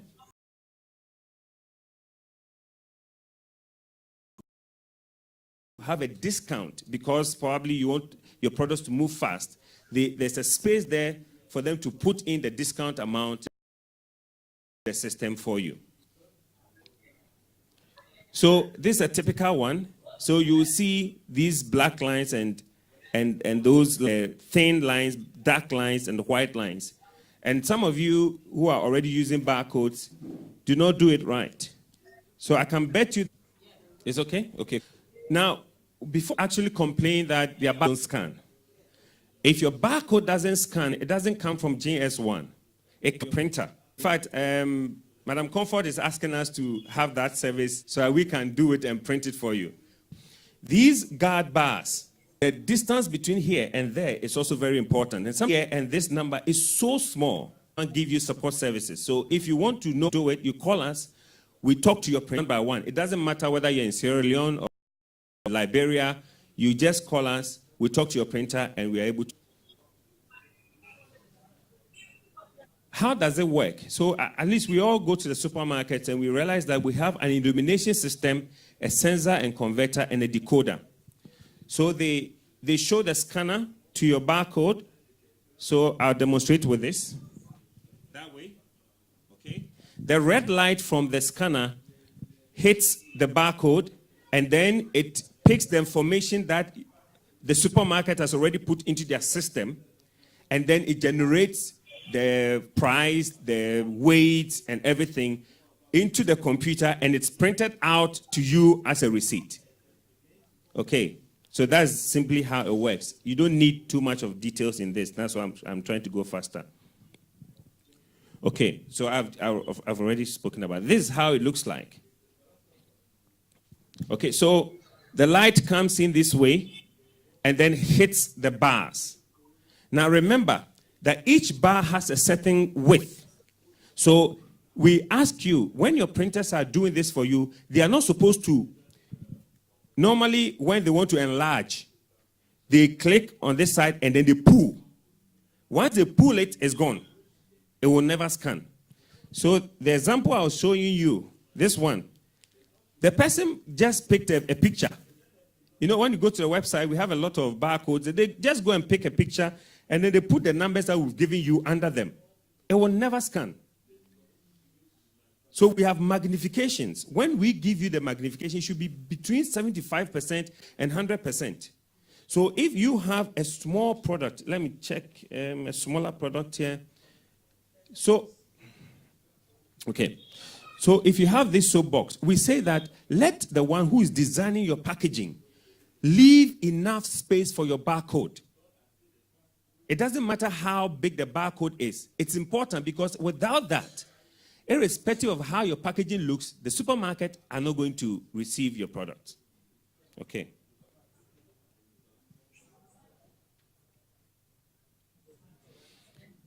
So from the barcode scan goes to the decoder and onto the computer. That's how it transmits, okay, information. Very simple, actually. So GS1 is in Belgium. The headquarters is in Belgium. We have what we call member organizations. So we have Ghana, we have Nigeria, we have Kenya, we have South Africa, we have Egypt.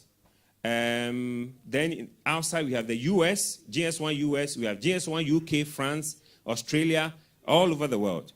The good thing about the barcodes that you get from GS1 is that once you get the, okay. Actually, there were two systems. We have what we call the Universal Product Code that was being used by the US. And then we had the European article number, which was being used by the Europeans, okay? So at a point, US, UPC, and Europe, EAN, came together to form what we call the GS1, okay? And because of that, sometimes when you are exporting to the US market, they will tell you that they need a UPC. That is a 12 digit. The EAN is 13 digits. Although when you go to the US, they can scan the 13 digits, the markets there, some of them specifically will ask you because they are now moving to machines that can read both. But there are certain supermarkets who are still so much used to the UPC. So if you are exporting to the US, please let us, then we can ask them to give us UPC, that's 12 digit. We can give you the G10-3, which is a 13-digit number. Most of the products that you see here are all 13-digit numbers. Our business model is a not-for-profit model. That's the business model that you run. And so I tell people that there are other IT guys who are generating barcodes that can scan only in pockets of supermarkets, but not beyond.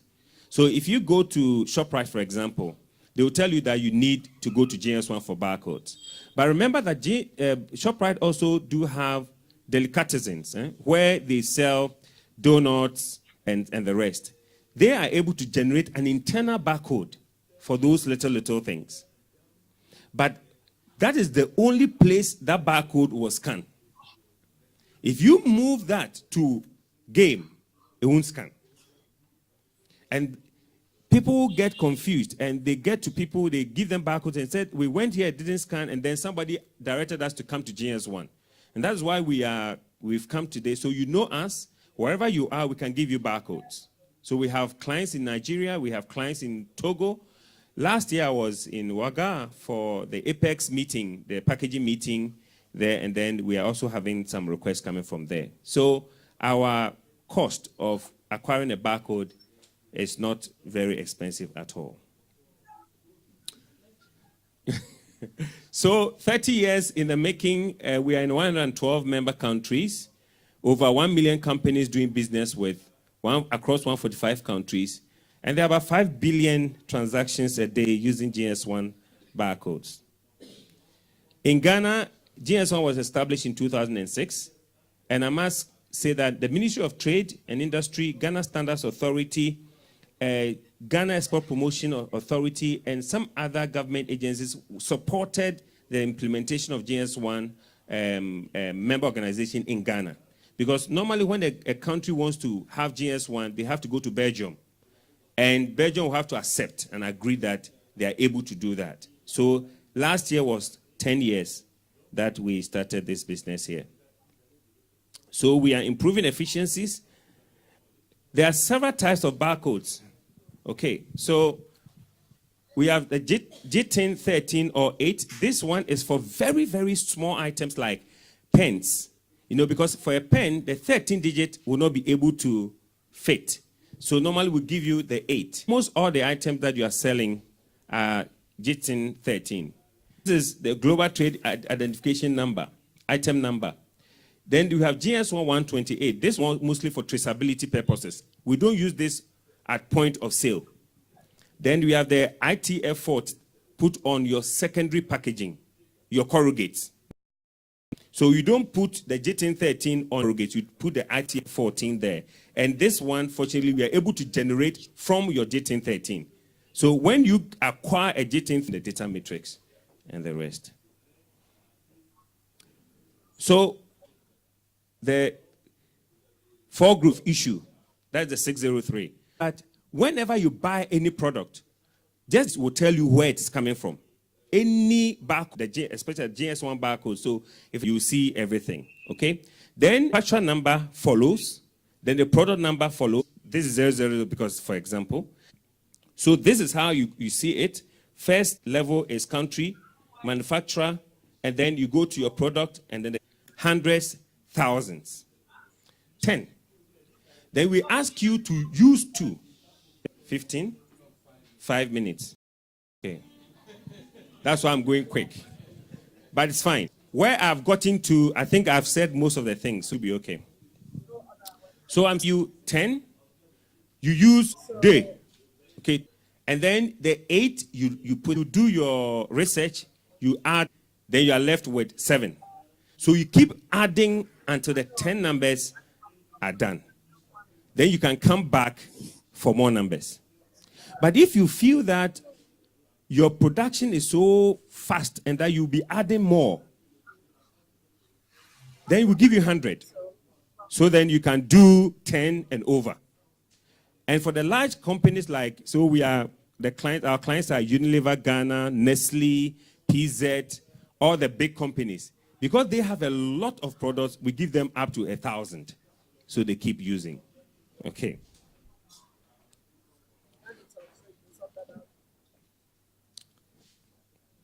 Let me give you, okay. This is ITF 14, and let me explain. It is called interleaved 5 of 2. Now, this one is normally put on your corrugate, not on your primary product. Okay? So you want to do inventory management in your warehouse, you use the ITF. This is not for point of sale. It cannot be put on the product for it to be scanned. This one is used in the warehouse for your inventory management. And so that's the point. Just some uses, then we can wrap up. So we are talking about uniqueness. The numbers are generated from a big database. So Ghana has, Nigeria will have, other countries will have. Any number we give you is so unique that no other person in the world will have the same number. And that is why you can sell your products in Europe, in Australia, wherever it is. In the GS1 system, that number belongs to you. When you come for registration, we take your name, the company number. We want to know whether you are registered with the government. So we just take your registration number. We take a few details about you. What are you going to use the barcodes for? Probably at the food session or cosmetics or whatever it is. We put all this information into the GS1 system. It's a global database. So what happens is that assume I gave you 10 numbers and you have 8 more left. And unfortunately, someone picked one and used it. It happens. Yes. So you have 10 numbers. You've used 2. It's left with 8. And then you gave all to the printer. You didn't know. You gave the 10 to the printer and said, take 2 and give me back the 8. He does a photocopy of your numbers and keeps it. Now he goes to Madame and says, do you need a barcode? No, I can sell it to you. A very big cost, price and fee, and gives it to you. And then he will start giving you from the top. So he'll give you number 10. Because he knows that she will not get to 10 very soon. But we normally do what we call, our quality assurance system is that we go around the supermarkets. And last year we caught, I think, 2 people. Linda, how many people? 2 people. So the gentleman had the bottle and we saw the barcode there. So we just go to our website, www.js1.org. There's a space down there, you say, who owns this barcode? You click on that. And then you type the number in there. When you say enter, we will see her details it is for her. We will see her company name, all the details that he gave to us will be there. Then if it is for her, how come it is on her product? Then we'll go and arrest her. And say, who gave you this? Probably the printer gave it to her. So one advantage of our GS1 numbers is that once we have it, we are able to track and make sure that you and who has the sole benefits. That last slide. Retail acceptance both and for export. So once you have the GS1 barcode, it's acceptable. If you want to export, you don't need to go any other barcode. Just export quality things, it's okay. Number it transcends borders. It means that it doesn't know no tax or handwriting on your product. You just put the barcode there, the price. You just tell the supermarket owner, this is my product, it costs 20 CFA or 20, they'll put it into the system. What you have given to is what will be generated out to the client. You can do product performance analysis, anticipate demand. And let me talk about that one because that's the quickest. If I send my products to Marina Mall, I gave them 100 cases. 100 cases, and if I have 2 products in one case, how many do I have? In all? 200. Now, when the consumer comes, once they scan, pay, like that, pay, in their system, at the same time, the inventory begins to go down. So as they scan, they see. So they are able to call that, probably if your real order point is 100 at 50, once they get to 80, they will tell you that, please bring, because your products have gotten, those who don't have barcodes, they have to go counting, 1, 2, 3. The supermarket owner. So accurate thing. Nobody says that I forgot your time. So these are some of the benefits of barcodes that you can have. Our after-sales service is this. Whenever you're having a problem, a scanner, a verification scanner, when we give you the JTIN, we give it to you in numbers. And then we recommend some printers to you, what Anti-Comfort is fighting us, because he says that we should do it ourselves. Because sometimes you give it to the printers and it doesn't go well. We don't generate the bars for you. We tell the printer to put the numbers into the system. You see our acquire your barcode. It takes just about 30 your time. But in actual fact, barcodes. I have to leave for trade fair soon. One. Okay, the phone number. Okay, so. Yes, please.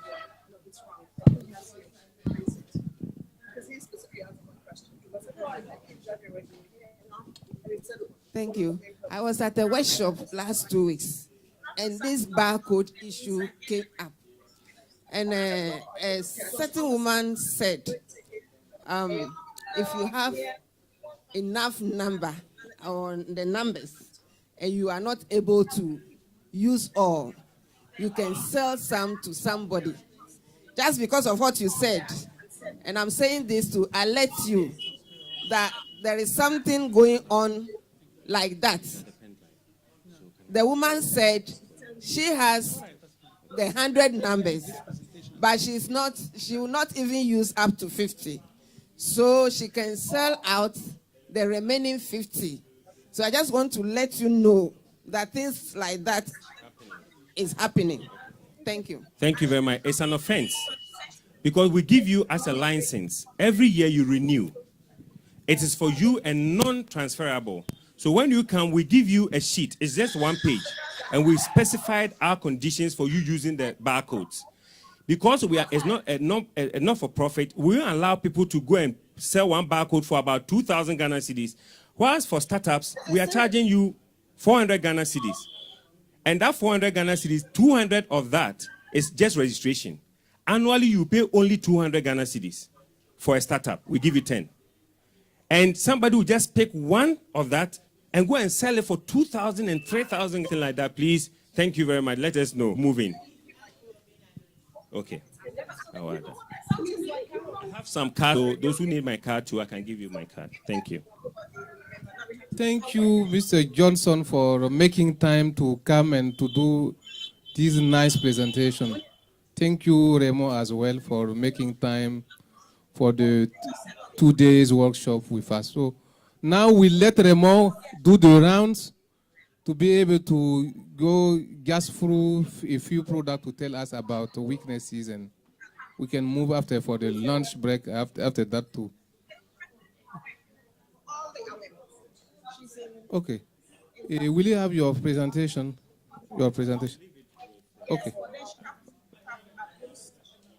Okay. Remo, we need also your presentation. Okay. So.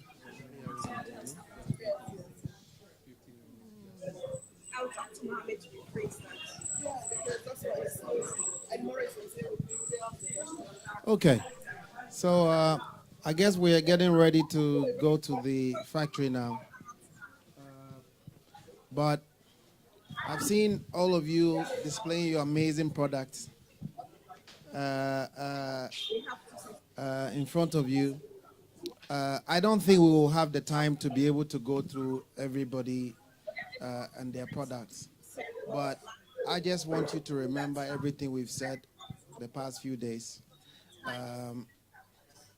If you apply them, it might help. Consider that in the packaging there's a whole lot. You heard about the barcodes. What I want to tell Johnson is that printers don't sell barcodes.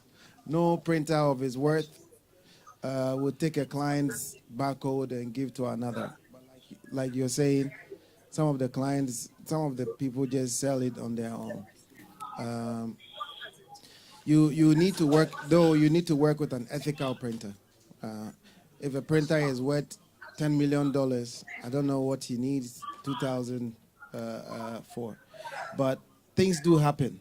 Don't carry all your barcodes and go and give to someone. Don't print it out and leave it somewhere. So those are little things that you yourself have to do. Even in your email, you know, they send a barcode to you in an email. You go to a cafe, you check your email, you forget to sign out. So those are little things you have to do, and it's important. So keep it well, your barcodes. So I don't know whether it's still relevant to go through case by case, but you all have beautiful packaging. All we need to do now is to work to improve on it. And as you go, have the things we have said in mind. I've seen that most of you have the square, rectangular size labels. If you saw Madam Comfort's label yesterday, when she has a round packaging, her label is round. So it doesn't have to be a fit to space kind. You can do your label and if you're doing coconut and you want to do the label the size of a coconut and the image of a coconut, it's because a lot of you do not have it comes out square, it's enough. But even of your label and your look at the beverage industry, the alcohol. One of the things they are selling is the way the bottle looks. Okay? So uses because it has a neck because you're pouring out of it. If the place is too big, you're going to come out. So the moment you do this, your whole shirt is going down. Why the bottle is shaped the way so that it can flow slowly. So you don't need to make your label square. Almost everybody here has square. Do something, you know. Do something. Die cut it neatly and paste it. That alone could make a difference. So when we go to the factory, I'll show you what die cutting is and what it does. And I wish you all the best. It's been an amazing pleasure to be with you. I wanted to ask Johnson. There are a lot of apps that scan barcodes, and I think I have one on my phone. Let me see if it will work. So sometimes you can also do the scanning yourself, you know, barcode. Okay. you see this barcode, right? Here.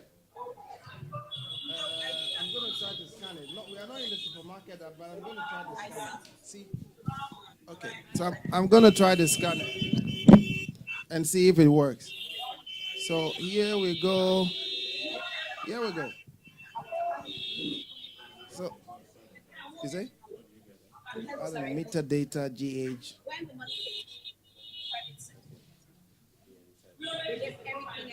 Ghana. Okay, so at least you know that this came from Ghana, and then it is authentic because once it's able to pick, and then if you want to check whether it actually belongs to them, you know from here. So you see the numbers. You just go to www.gs1.org. The front, you go down and say who owns this barcode. You click on that and then type this, and then you should see Belacqua, their address and all that. So you can do little things on your own. When you get the first print, you can scan. All of you have mobile apps. Check out barcode scanner. You put on the product. It will put a red line on it, and it will scan so you can have a look. Okay, you first.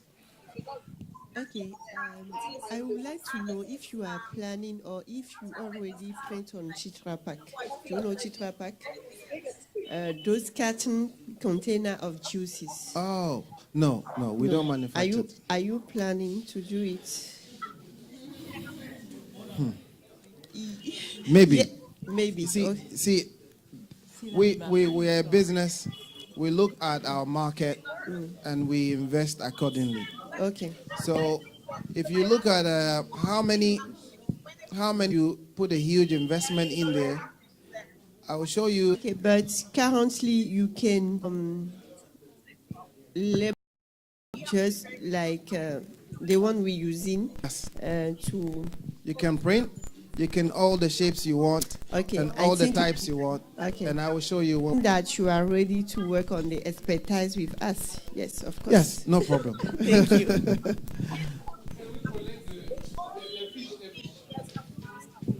Ok, je pense que à 12h30, on devrait quitter pour la pause déjeuner et puis partir chez Raymond. Ok, et une parenthèse. Tous celles qui veulent changer de l'argent, il y a quelqu'un dehors qui change l'argent pour vous. Tous ceux qui changent de CFA au CD, dollar au CD, il y a quelqu'un qui est venu spécialement pour ça. On quitte ici à 13h30. Donc chacun prend ses affaires en même temps. Oui. On ne revient plus ici. Hein.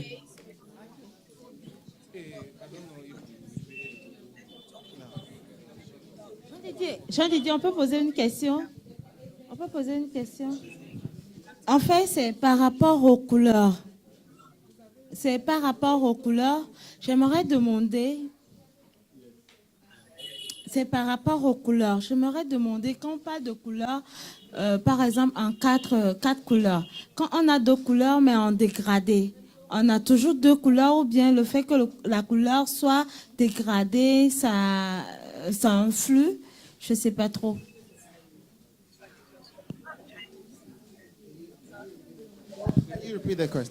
En fait, je demandais par rapport aux couleurs. Vu qu'il y a des couleurs dans un logo, quand la couleur est en dégradé, par exemple, on a du vert, mais dans une lettre, c'est un dégradé du vert qui va vers du foncé vert au clair. Là, on a 2 couleurs ou bien ça reste toujours une seule couleur?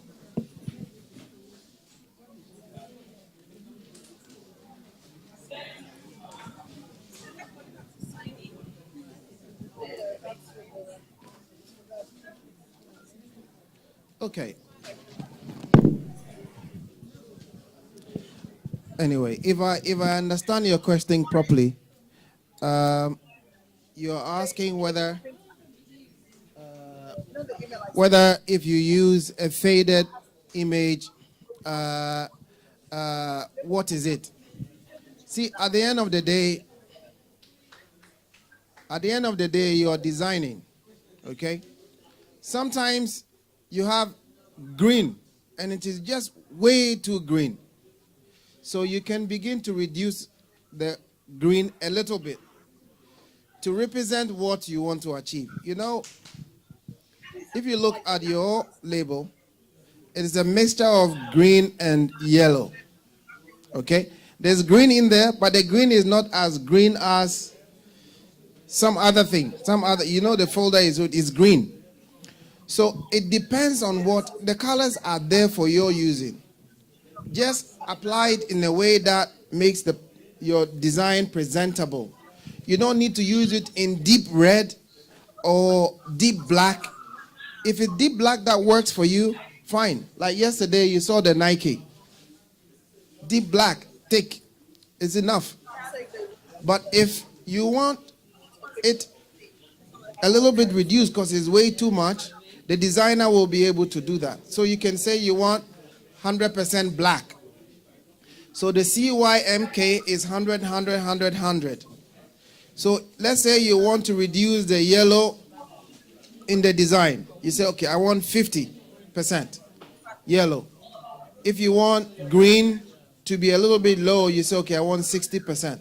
The designer will be able to do that for you. So you can fade the color. You can even raise the color. You can raise the color even more than 100.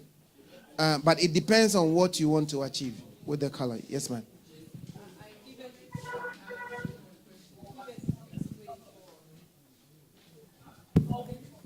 I just wanted to add or to explain more to her question is that you talked about how we should focus between the 4 colors, but her question is about how to appreciate the number of colors when in the logo you have, like for example here in her logo you have a green, but some way here it's more green and here it's less green. Less green. So can we consider that it is 2 colors or it is just green?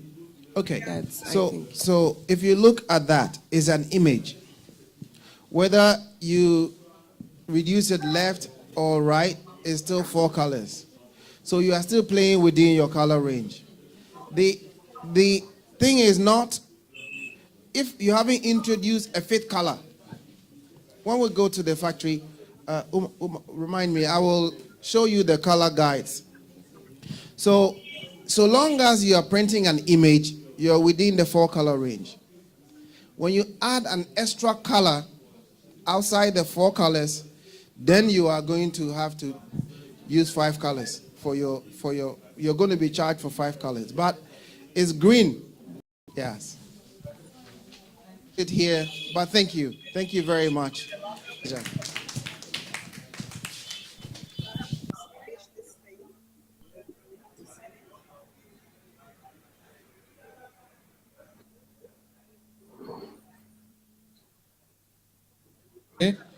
Vous amenez vos sacs avec vous, mais les laissez ici. Après la visite, on peut revenir prendre les produits pour partir.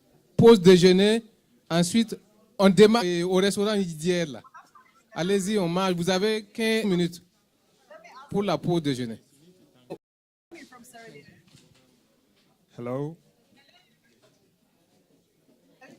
Hello, Morris. Thank you for joining us via you. I need to wear my headphones. Is Mr. Mohammed still there? Hello, Sierra Leone. Yeah. Is Mr. Mohammed from the trade hub still there? Yeah, what's your name again?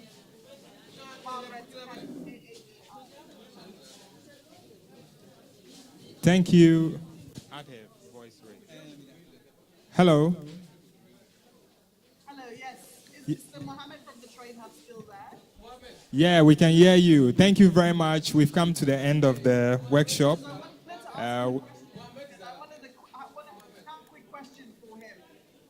You have a question for Mohammed. Can you please go on ahead and ask? Hi, how are you? Hi, how are you?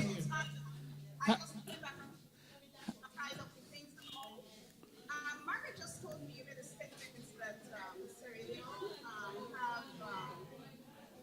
a grant for SMEs.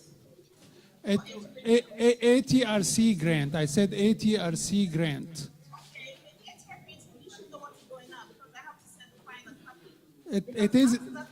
It is in the process of finalizing a grant with ATRC.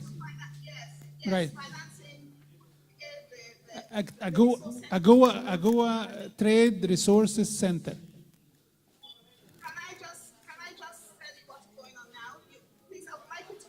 We are not on private. There's been some setbacks because the one that was sent to us was supposed, we were told that because of budgetary reasons, we have to revisit and cut it down. Sure, yeah. So this afternoon, I'm working on it. This afternoon, we're going to send another one, which will be on the low side. As a matter of fact, I wish Cynthia was there, so I would talk to her one-on-one. But maybe I'll give her a call when I get to the chambers.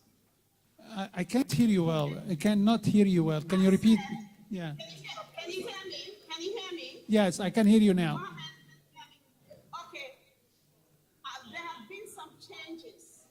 You mean in terms of the budget, correct? On the budget. Yes. We received a lot of, you should have it because you were copied, that they've made some changes due to budgetary reasons. Right. The law doesn't have the, USAID doesn't have money. They have a second thought. They sent us a blank document. Right. Which all course we have to cut down Right. on the activities that we have to do. Right, but let me tell you something. The time frame is around 6 months. It's 6 months. Yes. We're giving $14,800. I don't think this is, that was previously, but now I think the total budget has been reduced because we have limited budget. So if we can finish the grant,